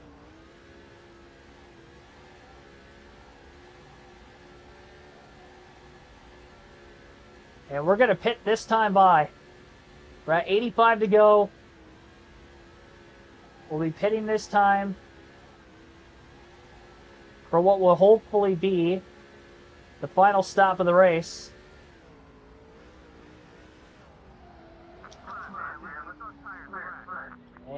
go. No adjustments. Final stop. All right. Just clinched the most laps led.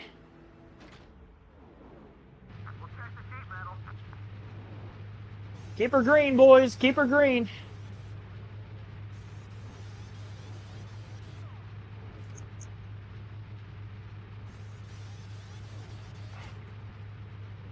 See if the picker's going to have another slow stop. No, that was better than before. 20 seconds. Last one was 22, and then they messed the one pit stop that we had. The first one under green earlier in the race, too.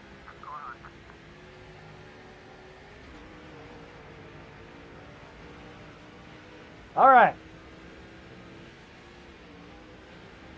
6th place again. We're on the lead lap. Clint Boyer's leading again. We've got fresh tires, given by Dale Jr. Now we've got some clean air. Once we clear them, which we just did. All right, well, 84 laps. We did it once, we got to do it again.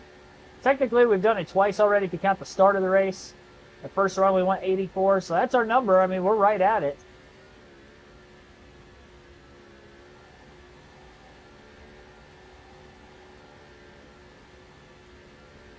Now, if we catch a caution late in the race and we go past the scheduled distance, I think I have to pit.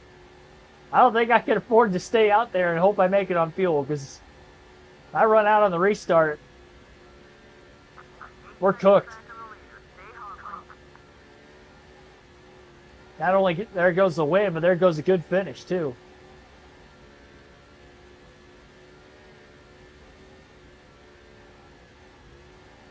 $80 laps left this time by.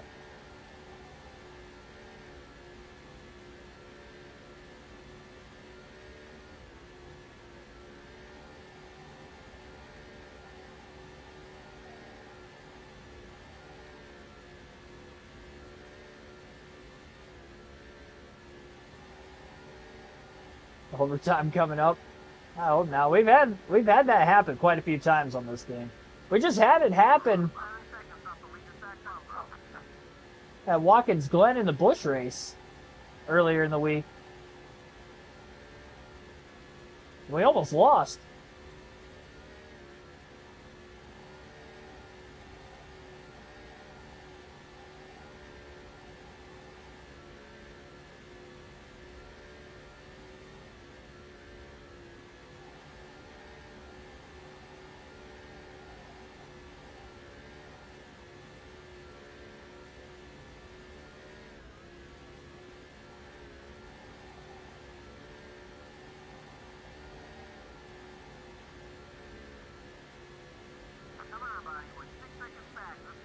I didn't realize how much ground I've caught up already on these fresh tires. I was 11 seconds off the lead, and now it's down under 6. Fresh tires making a difference.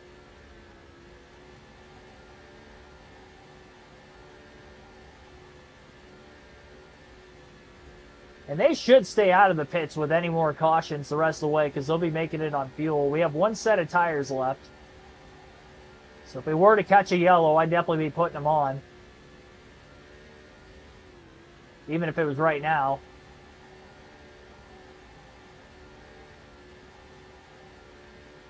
I want as equal of tires as these guys in front of us as possible. Especially if it stays green to the end. And there's more cars on the lead lap too. They all get their laps back when I pit in those sequences.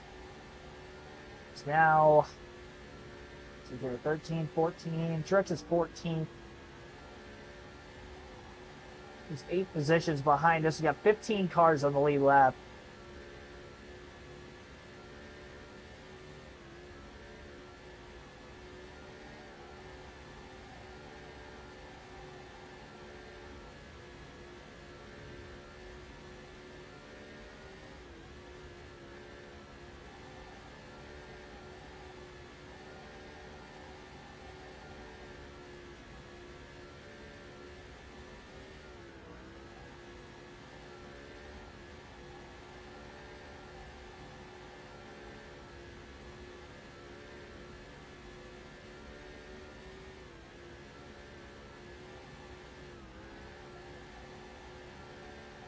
I'm just overdriving it or not, but the car feels a little bit tighter for some reason.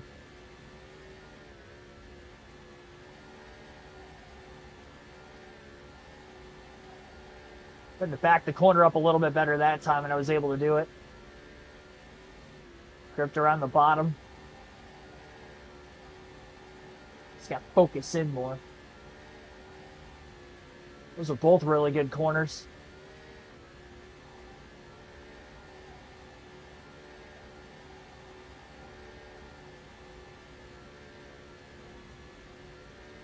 .6. Thoughts on Carson Hocevar? A lot of speed, a lot of talent. Can be a bull in a china shop sometimes, but that's why people love him. So that's pretty much my quick assessment on Carson Hocevar. I don't think he's going to get into the playoffs this year. The speed, or the lack thereof, the last couple of weeks prior to Atlanta, which is a drafting track, so I'm going to take that out of the equation, was down from what it was for those 3 to 4 really hot weeks he had where he was contending for the win. Spire not being an A-tier team necessarily, their window of opportunity to get wins when they are clicking at all cylinders is a lot less than one of the big teams like a Penske, a Gibbs, or an HMS. So I don't think he's going to get a win, and as far back as he is in points right now with a few guys to kind of jump, I think he's got just over a full race worth of points gap. Chris Buescher's been far too consistent this season for me to believe that he can catch him. And Carson Hocevar has been far too inconsistent when it comes to getting the good finishes. He's either hot or he's not. I don't... He'd have to win to get in. I don't think he's getting his win, at least in the regular season. I mean, he could win a race in the playoffs, I guess, but as far as getting in, I don't think that's going to help him. So if you're looking at like a season in review or preview for what's to come or what I expect out of him, that's kind of my predictions for Hocevar for the rest of the year.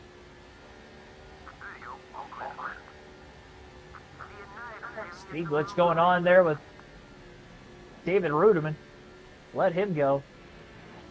Right back in the lead.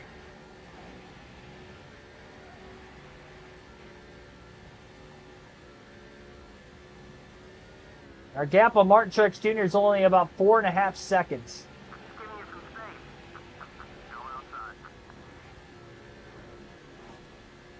And we know Truex is short on gas to the end of the race.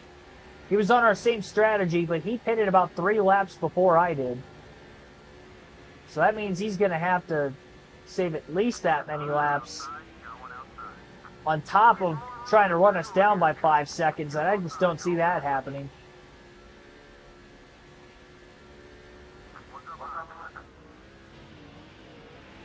Rader's got to run on the high side. He's going to let him go, but then ended up pulling right back past him in turns 1 and 2 anyway. Truex catches a caution, though, at any point in time before the end of the race, and he's caught right back up, and we know he's got a quick car. So he's very much in contention still. With only the 2 cars on the lead lap. We'll both end up hitting pit road, I'm sure, because he's short on fuel, and even though I'm not, I don't want him to have fresher tires on me. We still have one more set of tires left, so that's a race in a nutshell. That, hoping we don't go past the scheduled distance. There would be another car in the lead lap with a caution. Whoever the third place car is would be the first car 1 lap down. Which right now that car would be Jimmy Johnson in the 48. Then Kenseth and Elliott Sadler round out the top 5.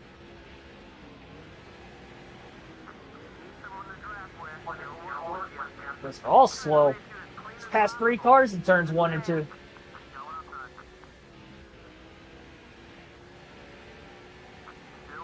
Got another one right there.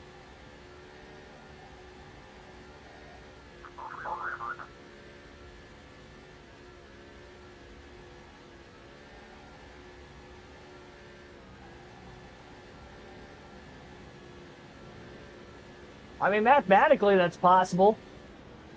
I don't see us getting 16 winners just because the guys that haven't won this year, there's not many of them that I can actually see winning.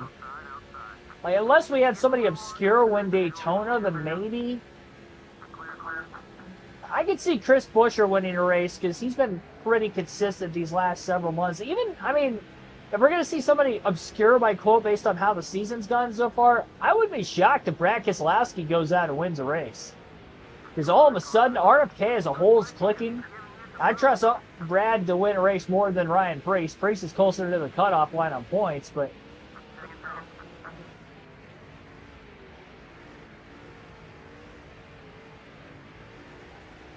Brad's had more speed in the last month. I mean, he could have won Pocono had he not pitted when pit road was closed. He could have won that race.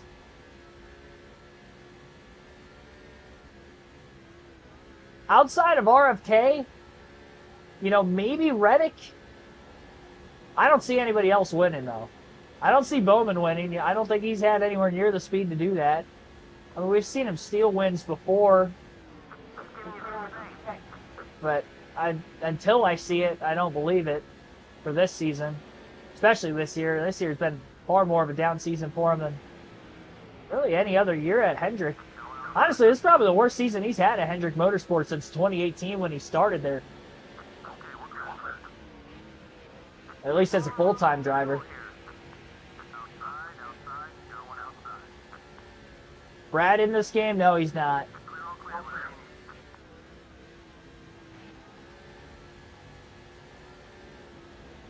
Brad ran his first Cup races in 2009.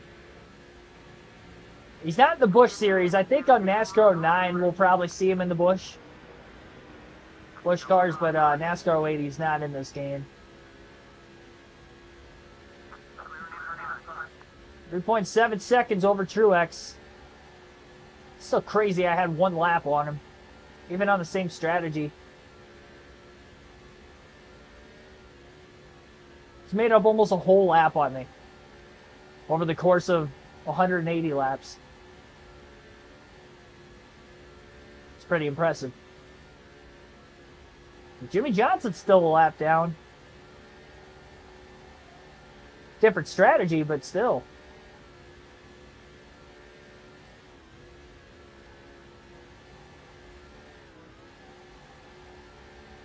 There's a lot of clean air in front of me right now, but there is a chance if he gets through lap traffic well enough, he might be able to run me down and take the lead. I don't want that to happen. We've already clinched the most laps led. We're pretty much good on fuel, but it's just that safety net that if a caution came out, the likelihood of me beating him out of the pits a lot higher if I'm the leader. Now, I don't trust the pit crew anyway, so head-to-head, even if I was the leader, I feel like I'd still lose the race out of the pits. But we don't know that for sure. I can't guarantee it. Therefore, I still have to fight for it, but I don't have a lot of faith in my pit crew in the Cup Series on this game. Casey Kane's pit crew has just been bad this season. 2 slow stops already today. Can argue a third on the last stop we just had. Truex is down to 3 seconds off the lead. That's about 2.8, 2.9. He's flooring it. Still got 48 laps to go this time by. I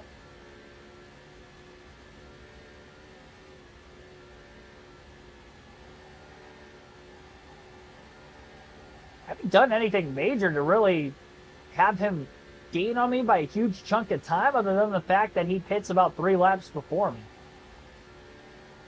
And again, because of that, though, he's not going to make it. Now, it'd be ridiculously stupid if he somehow made it on fuel to the end of the race. As fast as he's running and pitting before me by that many laps, 3 laps, when I know that I'm going to be pushing it on fuel, I should make it. Maybe he could go 85 or 86. I don't see him going 87 laps. That's a long time.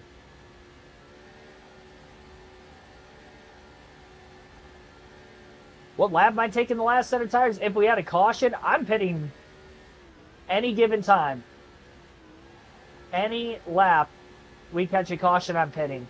Because we're either going to need fuel or there's only 2 cars on the lead lap, so I'm only losing 1 position at most. And he's going to have to come in with me.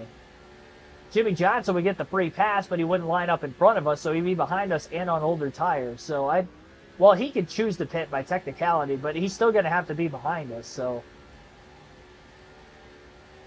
that would be the race if we caught a caution and I put the last set of tires on. So I'm pitting no matter what if a caution comes out. Even though I'll for sure be good. I'm good anyway on fuel, but we have the set of tires. I'm not going to lose much time, if any at all, so might as well slap the tires on there. And that's going to give us the best shot to go on offense to try to win the race. Because we're probably going to need it. Truex is quick. And I would not be shocked if he catches me and puts on a fight for the lead here. Again, it's down under 2.5 seconds off the lead. I mean, he's like a 10th or 2 quicker a lap. Oh, that didn't help me either. That was weird. That car just jumped. It's like I hit a pothole and the car skipped or something. Halfway out of gas. We're at 62 to go. Oh, sorry, not 62. 42 to go. Which, again, 84 laps. We're right at the number. So that's expected. We're managing our fuel well. We just got to keep doing what we're doing.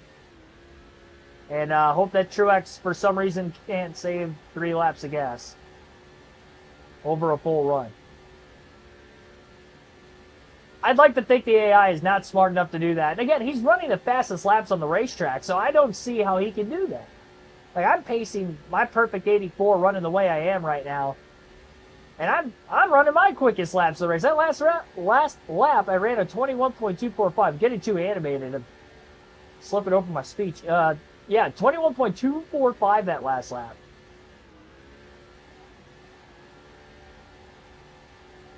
And I'm still saving. And not saving, but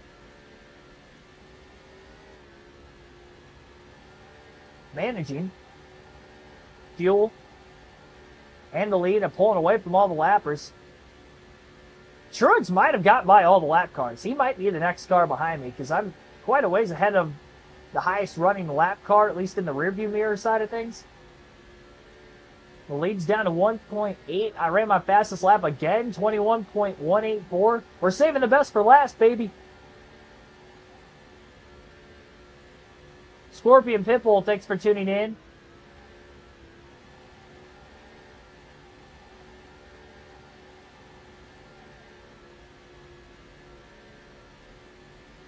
Used to play all day. Is that what you meant by that? Yeah, I mean, these one race streams every day during the week, that's good enough for me. That gets my NASCAR video game fix in. I don't play NASCAR video games any more than I do here on the channel. If I'm playing it, I'm playing it on the channel. I'm not doing it otherwise.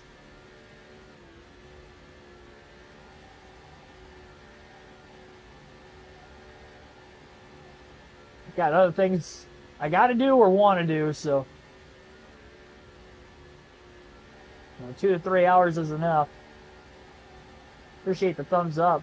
We're at 21 likes. If you haven't hit the like button yet, appreciate it if you do so. Last 2 laps are our quickest of the race again. Shot down to 21.168 the last time by. He's not closing in on us as much, but he still is to a certain extent. The lead's down to a 1.5 seconds. Got 34 to go this time. The pace has picked up. Again, fastest lap. Am I going to get down below a 21? My pole lap was a 22.008. Like, I don't know how I found this much extra speed in the race and how somebody's running faster than me while I'm doing it. Like, that doesn't make any sense. We're running Martinsville lap times nearly. And that's a half-mile shorter racetrack than this is.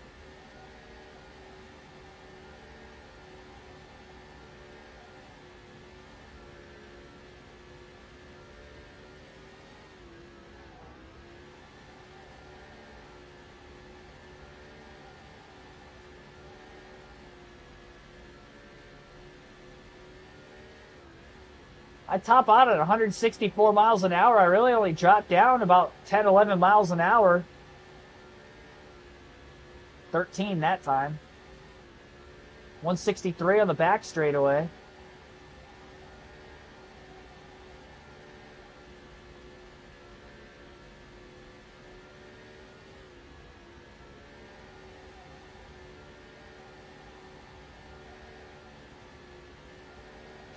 Ooh. AJ Allmendinger just blew a motor. Scrape into the wall off turn 2 cost me a little bit. 30 to go. So by my calculations, we should hit a quarter of a tank of gas left in our gas tank with 21 laps to go. If it's before that, I'm going to have to back it up. But if we're right at 21 to go, again, just keep on keeping on.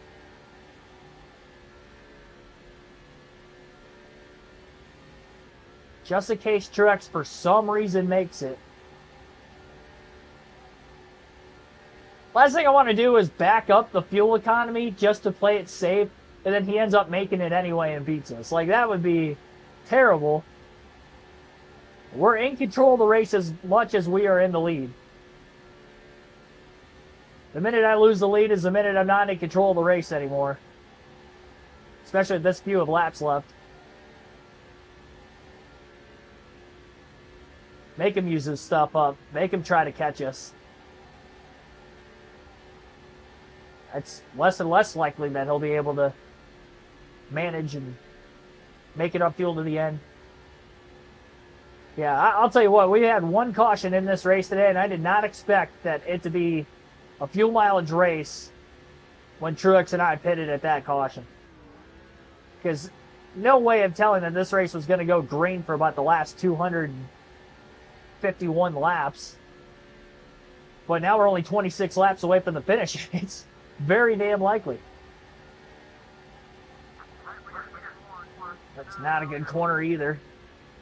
Right rear tire was going away on me. Bad spot to do so.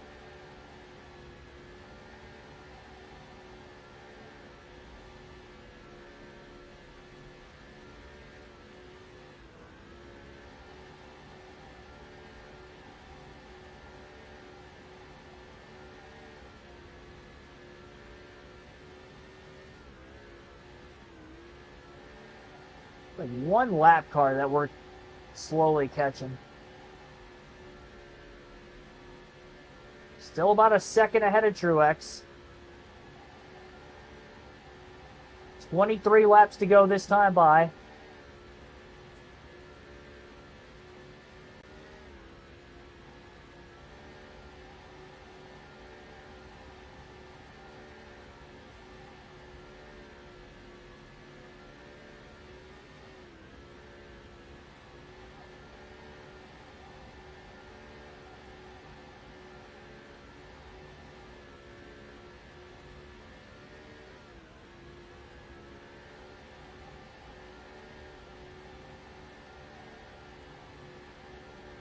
That was a solid corner.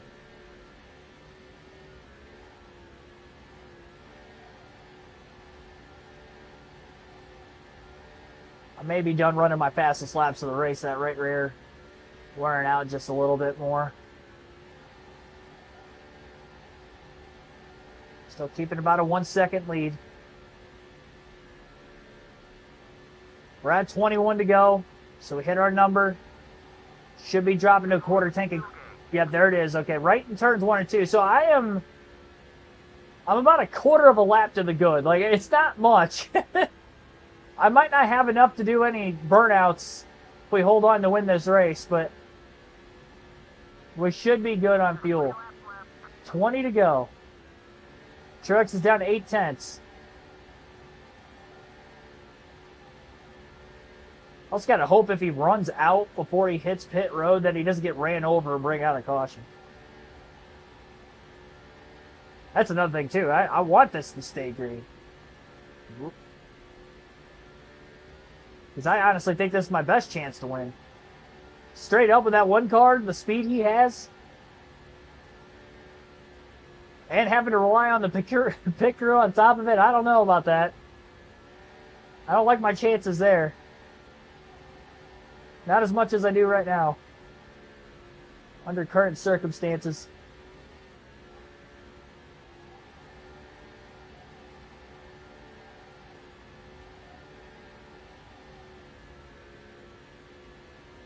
Car's sprayed up a bit.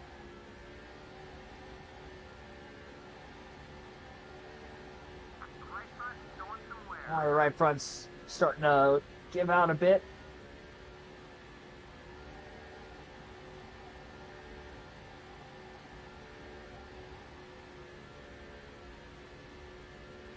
I mean, heck of a drive by Truex. You know, either way. If he's short on gas, though, that's going to cost him quite a few spots. I don't think he finishes in the top 10.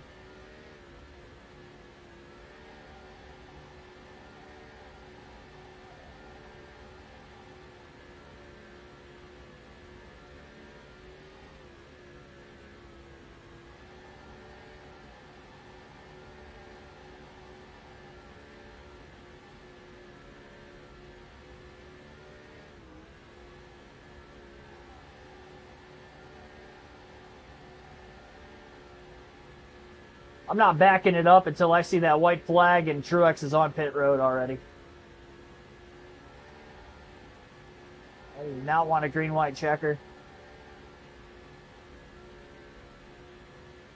At that point, a one-lap lead on a track like this, I should be able to coast it much of the racetrack and be able to make it, stay to the bottom and on the apron in the corners out of the way so I don't get ran over. Just over a half a second lead. 13 to go.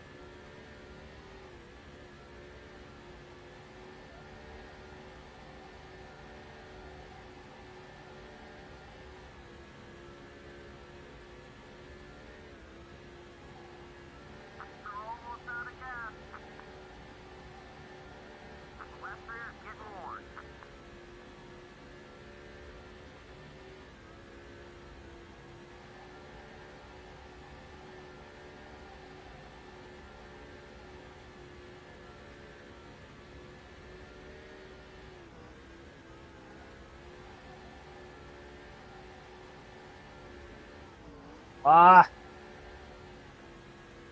that wasn't very good.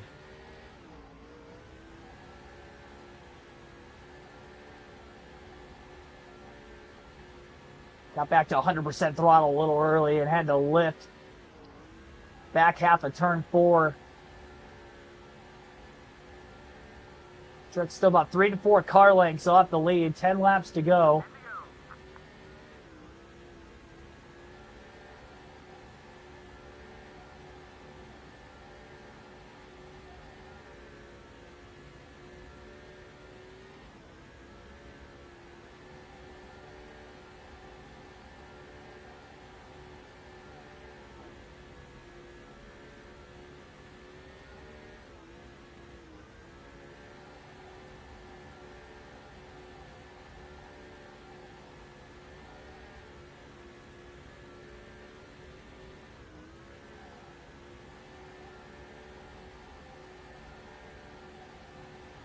Got to make sure he doesn't pressure me into a mistake.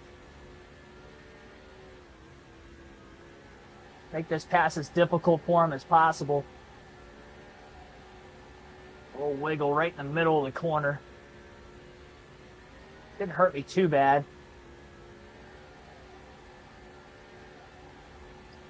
End of the tire life, end of the fuel life. As much lack of grip at this point in the run as you can really get. Truex hounded Casey Kane for the lead. That was a bit of a power slide off turn 4. Get Truex a run down the back straightaway. And Truex is pitting. All right, 7 to go. Truex is pitting. So he was way, way short. He definitely burned up more fuel than he did the run before that. I thought he was going to be closer to 3 laps short. That makes sense because he was running us down from a long way. You got to keep this thing green to the end. Don't get ran over by all these cars sitting behind me on fresh tires. 5 to go.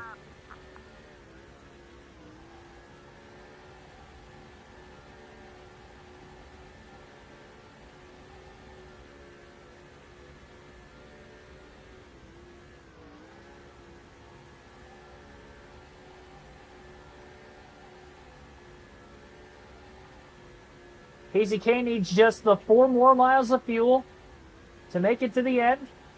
1 lap lead.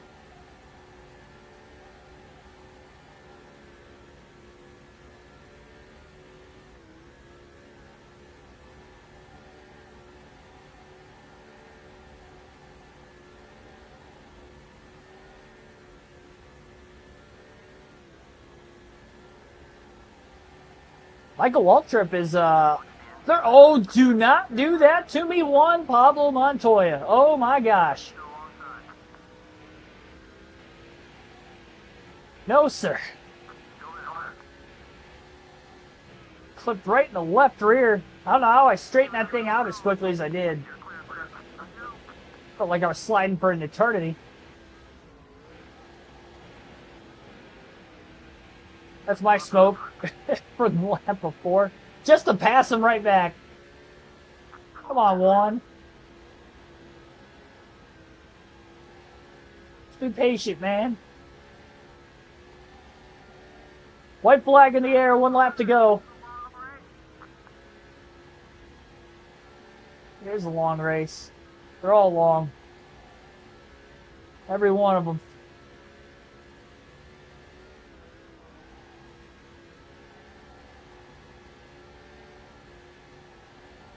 All right, fuel economy win for Casey Kane and Dover. Let's go. I'm not going to have left. I'm going to be running out like any second here, I think. Assuming that you run out of fuel under the victory celebration in this game. You used to in the older EA games before this. I haven't done it in NASCAR 08 to this point. We might be able to do the full burnout still.